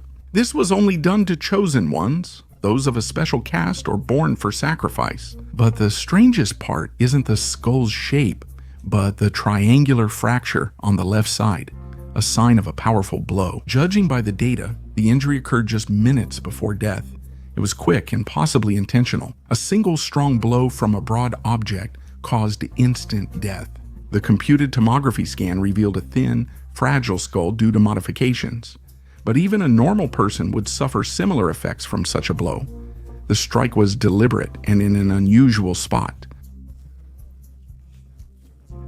No, the woman was important enough that her death was part of a ritual where there was a cradle. Indo-Europeans?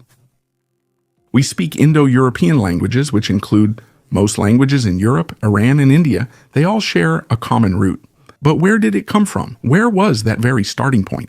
The cradle from which the ancestors of the Slavs, Celts, Greeks, Indians, and Germans later spread out. It was once thought everything began in India, leading to the term Indo-European. But scientists later saw that India had few language branches, while Eastern Europe's steppes showed greater linguistic diversity at the center of distribution. The closer you are to the source, the more variations there are. Today, one of the most widely accepted theories is the steppe hypothesis. According to it, the Indo-Europeans appeared about 4,500 years ago in the south of Russia and Ukraine, in the area of the Yamnaya culture. They were nomads who knew how to tame horses, used wagons, and worked with metal. They moved west into Europe and east into Asia, bringing words, culture, technology, and customs. And yet, despite archaeology and genetics, we don't have a single answer. There's the Anatolian hypothesis, placing the homeland in Asia Minor, the Iranian theory, and the idea it began in the Balkans. What bothers me about this topic is how easily we lose the threads of our origins. We know where the iPhone came from, but we don't know where the word mother came from. We can describe the process of 19th century colonization in detail, but we can't say for sure where the words spoken by billions of people today came from. Maybe the question isn't, we lost it, but why are we still trying to find ourselves in language? Merlin's parchment archives often look boring. Dusty folders, bills, and the names of long-forgotten people. That's how it was in Suffolk County on an old English estate, an ordinary 16th century ledger, and suddenly, under the leather cover, Old French text with red and blue initials appears.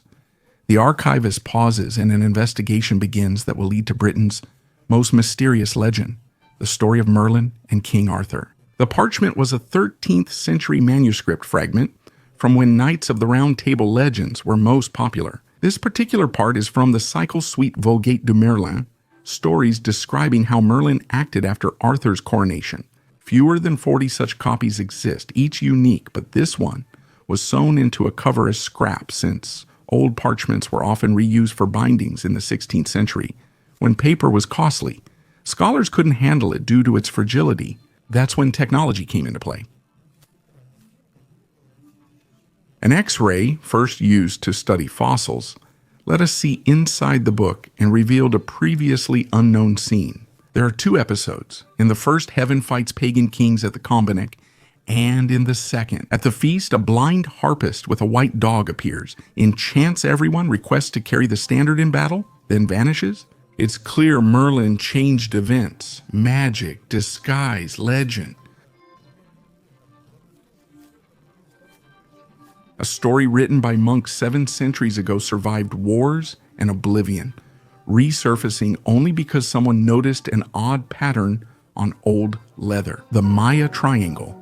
In the jungles of Guatemala, archaeologists found not 1 but 3 ancient Maya cities, built in the shape of a triangle with about 5 kilometers between them. Everything suggests this was a system, not random or chaotic. Centers linked by meaning, angles precisely aligned with celestial bodies, and structures like temples, pyramids, and canals forming a unified mechanism. The city of Los Abuelos got its name in honor of 2 stone figures, a man and a woman who are considered ancestors. Buildings in this city align with solstices and equinoxes, suggesting it was likely a ritual observatory. The remains of humans and animals, as well as fragments of vessels and arrowheads, indicate that something more than just astronomy took place here. In Petnade, archaeologists found a 33-meter flat-topped pyramid with a frog-shaped altar symbolizing life's renewal and cycle. The chamber walls inside the pyramid are covered with faded red, white, and black frescoes. Cambrayal, the 3rd city, impressed with its engineering rather than its height. At the palace's top, a reservoir supplied water through canals that archaeologists think were used for both water and waste disposal. This means that the Maya already had a city model that included life support systems and laser cutting. Standing by the Egyptian megaliths, their scale is striking at first, but it's the precision that truly amazes on closer inspection. Some stone blocks, especially in the temples of Osiris, in Abydos, and in the underground gallery of the Serapeum, are crafted with such precision that even a modern laser would be envious. Right angles, smooth surfaces, and evenly spaced circular drill marks, as if cut by a template on a computer numerical control machine. In Saqqara, there are so-called boxes made of pink granite, each weighing more than 70 tons. They are not just perfectly polished. Inside, they have a mirror-like surface and a 90-degree angle. Try to replicate that by hand with copper tools. Even diamond blades today wouldn't achieve such a result without a long finishing process, but this was done 4,000 years ago or even earlier. Some Giza blocks have both convex and concave surfaces with gaps thinner than a blade and no mortar between them. How did they do it? If copper can't cut granite, what did Egyptians use? There are hypotheses about vibration technology, sound cutting, unknown melting methods. All of them sound like science fiction, but the stone surface itself is not made up. It exists, and it is polished. Engineer from the future. In 1961, a professor searching old military records in Sibiu's archives accidentally found a manuscript. Amid tables and calculations were odd diagrams, not crossbows or cannons, but multi-stage rockets, nozzle stabilizers, references to fuel, all resembling 20th century technical documents, though the document dated to the 16th century. The author turned out to be Conrad Haas, an artillery master who served at the court in Transylvania, managed the barracks, drew diagrams, and wrote without embellishments or unnecessary words. His treatise was simply called How to Make a Good Rocket, capable of lifting itself into the sky. Drawings, calculations, rare explanations, everything as if he truly aimed to build something new. Little is known about his life. He was born in 1509, was an engineer, did not take part in battles but created weapons. At the very end of the manuscript, he left a phrase unlike anything else: more peace and less war. If the guns stay under the shot's roof, the prince saves money and the gunsmith keeps his life. This isn't a statement, just a quiet line at the page's bottom. Amber from prehistoric depths. A nugget of Baltic amber weighing more than a kilogram was found in a quarry near Kaliningrad. Its age is between 35 and 45 million years. Triangular shape, smooth surface, little chipping. It looks shaped by time, not nature. Nearly perfect, as if waiting to be found. Baltic amber. The material is fragile. It rarely reaches us in this form. Usually it's shards or fragments with inclusions, but this piece is solid. Experts say that such nuggets are unique, and each one gets its own name. After examination, it will be displayed in a museum or auctioned at the Amber Forum, where rare specimens are sold to global collectors. What truly makes it special isn't the price or weight, it's the age. 40 million years. That's long before humans appeared, a time when mammals as we know them didn't yet exist on Earth. And everything that could get trapped in this amber came from a world we will never see. Something inside could be older than we think. A bit of atmosphere, an unknown plant spore, a trace of an unnamed being, or something that shouldn't be there at all.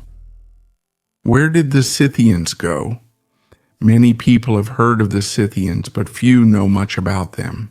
The Greeks called them wild northern horsemen, cityless but skilled in war. Herodotus devoted an entire section of his works to them. And then silence. At some point, the Scythians simply disappear from history. At their peak, they ruled lands from the Danube to the Altai, traded with the Greeks, fought the Persians, battled Alexander the Great, and later clashed with the Sarmatians and Huns. Their culture was vibrant and unique, marked by burial mounds, gold jewelry, animal-style art, and a distinct view of death. And suddenly, a break. No chronicles, no clear evidence of what happened to them. Historians suggest the Scythians merged with other groups, possibly Sarmatians, Slavs, or Caucasian peoples. Some think Ossetians, Chechens, or Ingush descend from them, but there is no direct evidence. I'm especially fascinated by their burial mounds. Standing on a hill in the steppe beneath your feet, thousands of years ago, someone buried a chieftain with weapons, with gold, with a horse. Everything is neatly arranged, as if the person left for a long journey instead of dying. You see that not only an army or people vanished, but an entire worldview, powerful, swift, nomadic, with its own logic and truth, disappeared. Lost cities in the Sahara on old satellite images of the Sahara. Strange shapes appeared in empty areas, straight lines, squares, and semicircles, resembling dome bases. Scientists initially thought geology was responsible, but when the shapes repeated, it was clear nature wasn't the cause. Many of these phantom structures are found in southwest Egypt's Gilf Kabir, where now only sand remains. Whole settlements once stood there, not Bedouin stone ones, but proper ones, with wall remnants where you can see a street grid.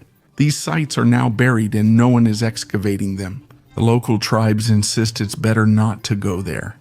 They say those are forgotten places left by those who came before the sun. Treasure hunter Malcolm Will found a 300-year-old skull ring in the ground in Norfolk, England. It was made in 1723 in memory of Sir Bessingbourne Godey, an aristocrat who died under mysterious circumstances. The exterior shows a skull in enamel. Inside, the deceased's date and age are engraved. Everything is extremely precise with attention to detail, but at the same time, the ring is so personal that it creates a strange feeling, as if its owner didn't just carry a memory, but made a pact with it. Gaudí's family was shaped by power, deafness, religion, and secret knowledge. His father and uncle were England's first deaf-mute people to be educated, and their home, Gaudí Hall, hosted the Queen. Why was the ring lost or hidden? The ring may have belonged to those who took a specific oath or were closer to this person than history suggests. The Sphinx is older than we think. The Sphinx is one of the most recognizable symbols of Egypt. It is considered the younger brother of the pyramids, carved during the time of Khafre around 2500 before Christ. But more and more researchers are convinced that's not the case. The reason lies in its body, or more precisely, in the traces that remain on it. On the surface of the Sphinx, especially on the sides and the back, you can see vertical grooves, deep ones, as if it was eroded by water.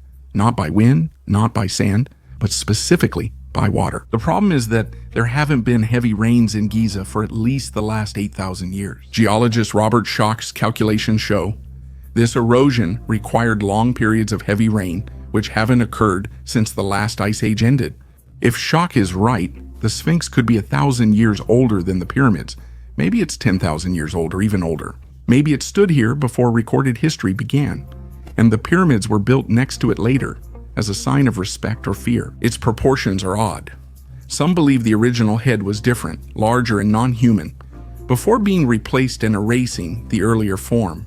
Perhaps the face belonged to someone they no longer wanted to remember or whose name they were afraid to speak. If the Sphinx is from a civilization before Egypt, our chronology collapses, since Egypt would be a continuation, not the beginning. The Neolithic Swiss knife. On the border of Germany and Switzerland in the Wangen-Hinterhorn area, archaeologists found an unusual item, a Neolithic knife with a wooden handle, 7.3 centimeters long. The blade is made of flint, the handle is made of wood, fixed with birch resin, and there is a hole on the side for carrying. The design looks like an ancient multi-tool, and the find has even been dubbed the first Swiss knife in history. The tool dates back to the Neolithic era, approximately 4,300 to 3,500 years before our era. It was found at a settlement of the Finn culture, a society that lived near swamps and lakes in what is now southern Germany and northern Switzerland. People here built pile dwellings, practiced agriculture, kept livestock, used copper items, and even knew about textiles.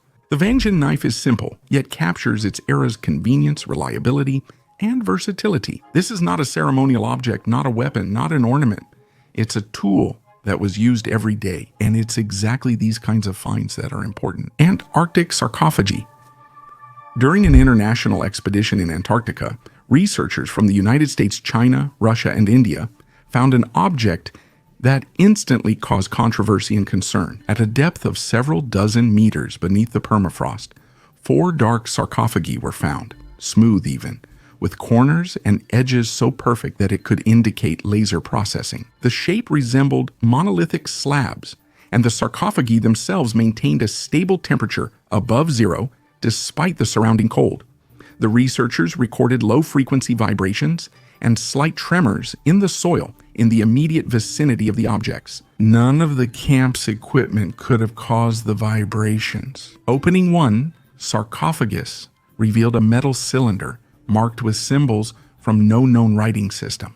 Scientists are proposing several theories about the origin of the discovery. One hypothesis suggests that the sarcophagi may be remnants of an ancient civilization that existed before the last ice age, while another allows for a technological origin and a connection to as yet unidentified technological experiments during the Cold War era. Supporters of ufological theories think we see part of an extraterrestrial structure, abandoned or hidden under the ice thousands of years ago. Despite the public outcry, official data about the incident remains limited, and the sarcophagi themselves were taken for further study in closed laboratories.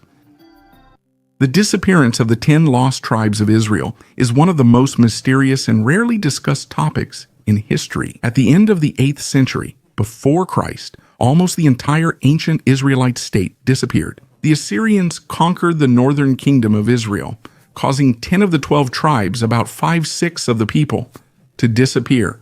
Where did they go? Records show that after the conquest, the Assyrians forced the Israelites to relocate to Mesopotamia, in areas now Iran and Afghanistan. At this point, the trail ends and the people vanish from history. Over 2,000 years have passed, turning them into a myth. They were searched for worldwide in India, Iraq, and the Caucasus. In Japan, there is even a movement called Makuya, whose followers are convinced that the Japanese imperial family has Jewish origins. According to them, the word Mikado itself comes from Migadol, meaning great. Some believe Afghan Pashtuns descend from Israelites. Others see this link with Native Americans. But none of these theories are recognized. There's no proven genetic link, written record, or archaeological evidence. Only legend and the wish to find those who left and never came back. The forgotten color of Egypt. Almost 5,000 years ago, the Egyptians created something that eluded everyone who came after them. We're not talking about a temple or a ritual, but about a color, Egyptian blue. It was the first artificial pigment in history. The recipe vanished after the Roman Empire, and for centuries, people failed to recreate it. Only recently did scientists reproduce it with modern microscopes. High temperatures and almost blind persistence. The pigment was created by heating silicon, copper, calcium, and sodium to 1,000 degrees. The most incredible part isn't the composition, but that the recreated samples were complex, varied, and had unique properties. Egyptian blue stays bright for thousands of years and emits near-infrared light. That's why it's now being studied not only by archaeologists, but also by technology developers for protection, analysis, and technical applications.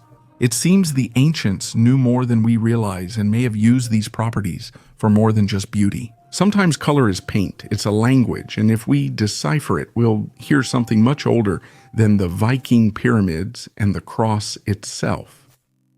Near Linköping in southern Sweden, archaeologists explored an old quarry, an unlikely spot for discoveries. But on top of the hill among the stones, they came across a strange structure, a solitary burial, a circle of tightly packed stones with a stone coffin in the center. It stood alone on high, overlooking the plain, as if its occupant was meant to watch over something even in death. The coffin is from the 10th century, when Sweden was at the edge of two worlds. Pagan traditions remain strong, but Christianity is beginning to influence lives. And this burial shows that change. Inside was a man with an axe, a knife, and fabric remnants, likely from a ritual. All evidence indicates he was from the upper class, possibly a warrior or noble. But the coffin's construction is no longer a Scandinavian tradition. The stone lining, the orientation, the location on top of the hill, these are already influenced by Christian symbolism. Such hybrid burials are rare. Most are either fully pagan or already follow the new religion's rules, but here we see a transitional mix of rituals. The last pagans are still buried with weapons, but they now look to the cross or admit times are changing. This person died on the border of two eras. He no longer believed in Thor like his ancestors, but didn't accept Christ as his future descendants would. The mystery of Stonehenge. Stonehenge is like a puzzle made of stone. It has stood on the Salisbury Plain for more than 4,000 years. Giant stones are arranged in a circle with inner and outer rings, some weighing up to 25 tons, and some were brought from hundreds of kilometers away. Scientists still debate how, why, and who did this. Some say it's a Druid sanctuary, while others think it was built 1,000 years before the Celts. Another theory suggests it was an ancient observatory, as the green stones align with the solstice directions. But even if that's true, why was such a large scale needed? The issue is we have almost no written sources from that era. We can only speculate, but one thing is clear. The engineering precision is astonishing. Stone stood upright, topped by horizontal blocks that formed portals. This requires not only strength, but also knowledge. This wasn't a developed city, just a field lacking metal blueprints and technology. Strangely, Stonehenge was reconstructed in the 20th century, with cranes replacing some stones. So we're still unsure which stones are original and which have been moved. This makes an already complicated story even more confusing. Tablets in the trash zones. In archaeology, there's a paradox. The more mysterious a discovery, the more likely it is to be ignored or discarded. During excavations at Tel El Amarna, a flat clay tablet was found with symbols unlike hieroglyphs or Sumerian cuneiform. It was classified as unsorted material and later vanished, along with many similar artifacts. Such objects are sometimes found years later in storage, closed boxes, or even trash near excavation sites. Some didn't want to register, some didn't understand, and some just got scared. Witnesses said some symbols on the tablets resembled diagrams or formulas. What doesn't fit gets thrown out. That's the price of a convenient story. The Montserrat mummy? The story of the alien mummies from Peru took an unexpected turn. Inside one of them, named Montserrat, scientists allegedly discovered the remains of an embryo. You can see a small fetus on the scan, lying on its back. According to calculations, it was the 30th week of pregnancy. The mummy is a female, about 160 centimeters tall, with metal implants in her arms and chest. It is at least 1,200 years old, possibly older. Montserrat is part of the controversial collection presented in 2017 by the Mexican ufologist Jaime Maussan. He claimed that all the mummies are real and that they have nothing to do with humans. In 2023, he repeated this claim under oath in the Mexican parliament. He says these beings have 3 fingers, unusual anatomy, and don't resemble any earthly creature. But there is another side. A forensic exam in Peru found glue, paper, metal inserts, and animal bone fragments in the mummies. The conclusion was harsh. The artifacts are fake dolls, but not everyone agrees. Jazz musician and amateur ufologist William Gallison saw the mummies before they became public knowledge. He believes that these could have been ritual composite constructions created many centuries ago. If these are truly fakes, the main question is why? Why would someone more than 1,000 years ago assemble such complex artifacts when even today they baffle scientists? On the seabed of the Madura Strait near the island of Java, archaeologists found something no one expected. Not a sunken ship, not artifacts, but an entire ecosystem. Layers of earth where remains of Homo erectus, fragments of skulls, and traces of life about 140,000 years old have been preserved, along with bones of giant bulls, turtle shells, and evidence of bones broken to extract bone marrow. This is not just an ancient human settlement. It is a fragment of a submerged continent, a vanished world that once connected the islands. Scientists call it Sundaland. Today it lies underwater. Back then, these were plains, like an Asian savanna with rivers, forests, and large animal herds. Archaeologists found processing marks on animal bones, like those made by mainland Homo erectus. Previously, it was thought that the Javanese groups lacked these skills. It's now clear there was contact and cultural exchange between the populations. People shared hunting methods, butchering techniques, and shell processing. This concerns technique, memory, and knowledge sharing. Along with hunting traces, they found mollusk and river shark remains. Evidence suggests a once rich, vibrant landscape here, with humans as part of the ecosystem, now all lying beneath. Sundaland sank underwater tens of thousands of years ago, leaving no trace of cities or temples. It simply vanished. And if it weren't for the occasional finds on the seafloor, we wouldn't even know it existed. It reminds us that huge pieces of history can disappear not because of a catastrophe, but simply because of time. Bones cooled in the wheel. A coin that looks like a medal in front of you is not just money, it's a decadrachm, an ancient Greek coin worth 10 drachmas weighing about 43 grams, almost the size of a modern medal.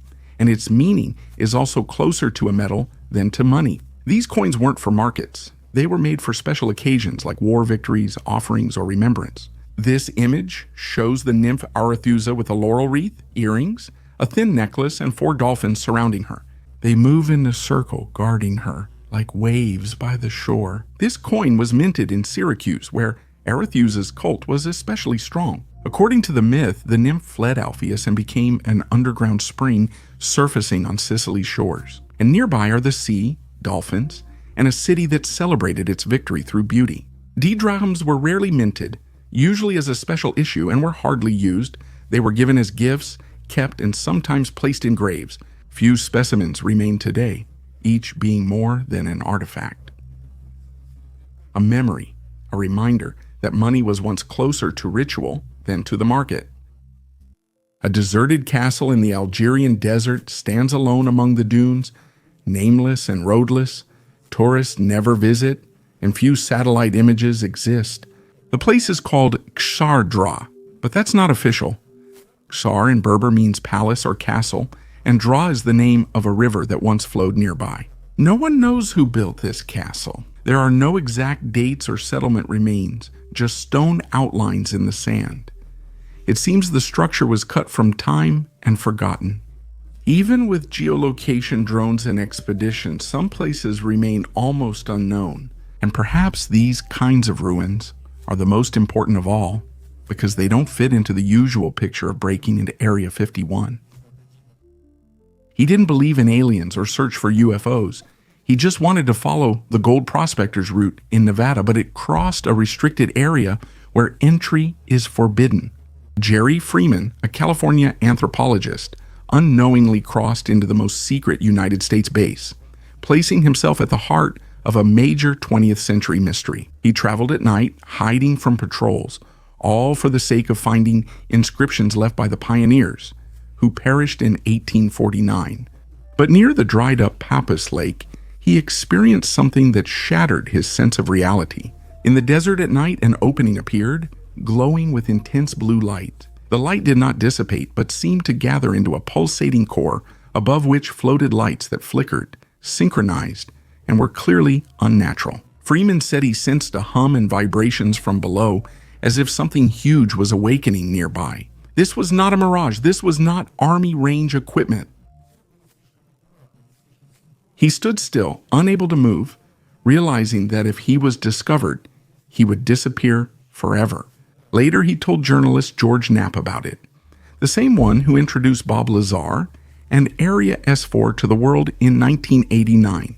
Since then, Jerry Freeman has been the only person to both uncover secrets at Area 51 and leave without becoming another military secret. The iconic collection Misa in Agenda Defunctorum from 1733 is a rare artifact from the early 18th century created for the performance of requiem masses. This collection, used by priests for altar prayers, stands out for both its content and dark symbolic design. The book's binding is decorated with an image of a skull and crossbones, emphasizing its purpose in rituals associated with death and remembrance. The collection includes chants and texts of the Latin liturgy that were used for the repose of the souls of the deceased. The skull symbolism on the cover reflects the contemporary view of the transience of existence and serves as a reminder of the inevitability of death, motifs characteristic of the Baroque era. Such books were works of art, symbolizing the mystique and grandeur of Catholic rituals. It is known that bindings with such symbolism were often made specifically for churches or noble families who wanted to emphasize their connection to religious tradition. This collection was probably used in a monastery, serving as a reminder of the need to pray for the repose of souls. The letter to Galileo Galilei. The middle finger of the right hand of the great Italian astronomer Galileo Galilei, now kept in the Galileo Museum in Florence, has long become a symbol of scientific progress and the indomitable spirit of reason. This strange exhibit, enclosed in a hanging gilded glass egg, was removed from Galileo's body almost a century after his death. Why did this finger become such an important symbol? Galileo, who became famous for his discoveries in astronomy, became the main opponent of the church dogmas about the geocentric model of the world. His works on the geocentric system were perceived as a challenge, not only to religious beliefs, but also to the very idea of the unchanging structure of the world. Some believe the middle finger symbolizes a scientist's refusal to accept dogmas, defending truth through observation and experiments. Today, in the era of space exploration, Galileo's finger can be seen as an ironic message to those who continue to ignore the achievements of science, whether they are flat Earth supporters or conspiracy theorists. The first person to view Jupiter's moons and the Milky Way's stars with a telescope expanded our understanding of the universe. His legacy still inspires those searching for the truth about our place in the cosmos, even if it means considering extraterrestrial life. A person can't fit through there. Inside the Great Pyramid, there are unusual passages long believed to be ventilation shafts, but neither air nor people could pass through them. These shafts start in the so-called Queen's Chamber and extend upward at a sharp angle, ending in stone plugs with copper fittings. At first, they weren't even taken seriously, but then a robot was sent in there. In 1993, engineer Rudolf Gantenbrink designed a mechanism that was able to crawl inside. It moved along the smooth walls as if the shaft had been specially polished. At the path's end, The robot found a stone slab with two handle-like pins. It appeared something was hidden behind it, but the robot was urgently recalled. The archaeologists remained silent. The Egyptian authorities did not grant permission for a second attempt, and Gentin Bringa was simply removed from the project. The second robot, launched later, drilled a tiny hole, and behind it was another chamber. It's unclear if it was empty or if no one will say what was found. These shafts couldn't have been used by anyone alive. They're too narrow, but they're perfect for storing something that was meant to remain untouched. Time is relative. You've probably heard the popular fact that's often mentioned on the internet. Cleopatra lived closer to the moon landing than to the building of the pyramids, which is true. Cleopatra VII, the last queen of Egypt, from the Ptolemaic dynasty, lived from 69 to 30 before Christ. While the construction of the Djoser pyramid began around 2667 before Christ, and the first landing on the moon took place in 1969. The difference in time is even more impressive. Here's an even more incredible fact. While the Egyptian pyramids were being built, mammoths still walked the earth. Of course, not in Egypt, but on the remote Wrangel Island in the Arctic Ocean. The last mammoths went extinct around 1355-1337. Before Christ, when Pharaoh Tutankhamun ruled Egypt. The history of dinosaurs is no less interesting. For example, Tyrannosaurus rex, known as one of the greatest predators, lived much closer to our time than many dinosaurs often shown with him in movies and books. Stegosaurus disappeared about 144 million years ago, while Tyrannosaurus appeared much later, around 67 million years ago. These historical comparisons are striking and remind us that our usual associations about ancient times can be misleading. Who paid for the revolution? In 1917, the Russian Empire collapses, transferring power to the Bolsheviks. Lenin, Trotsky, new slogans and orders. Everything feels spontaneous, like the people's will and mass uprising. But one question still remains without a clear answer. Who paid for this? Officially, it is believed that the Bolsheviks were financed through party dues, donations, and help from sympathizers.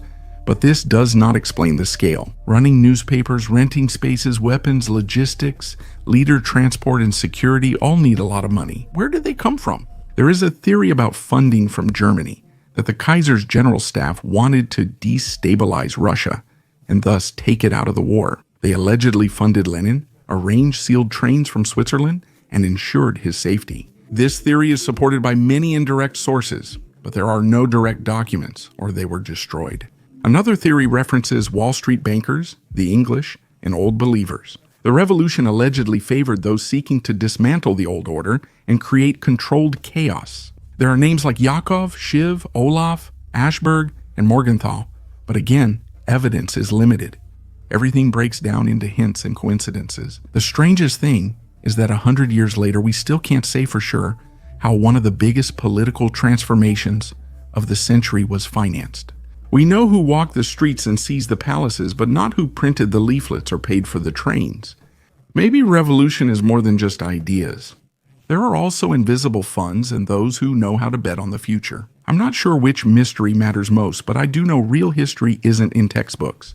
It emerges from fragments, random discoveries, and odd coincidences. And maybe we won't find all the answers, but if we at least start asking the right questions, that will already change something. Thank you for watching. Goodbye, everyone.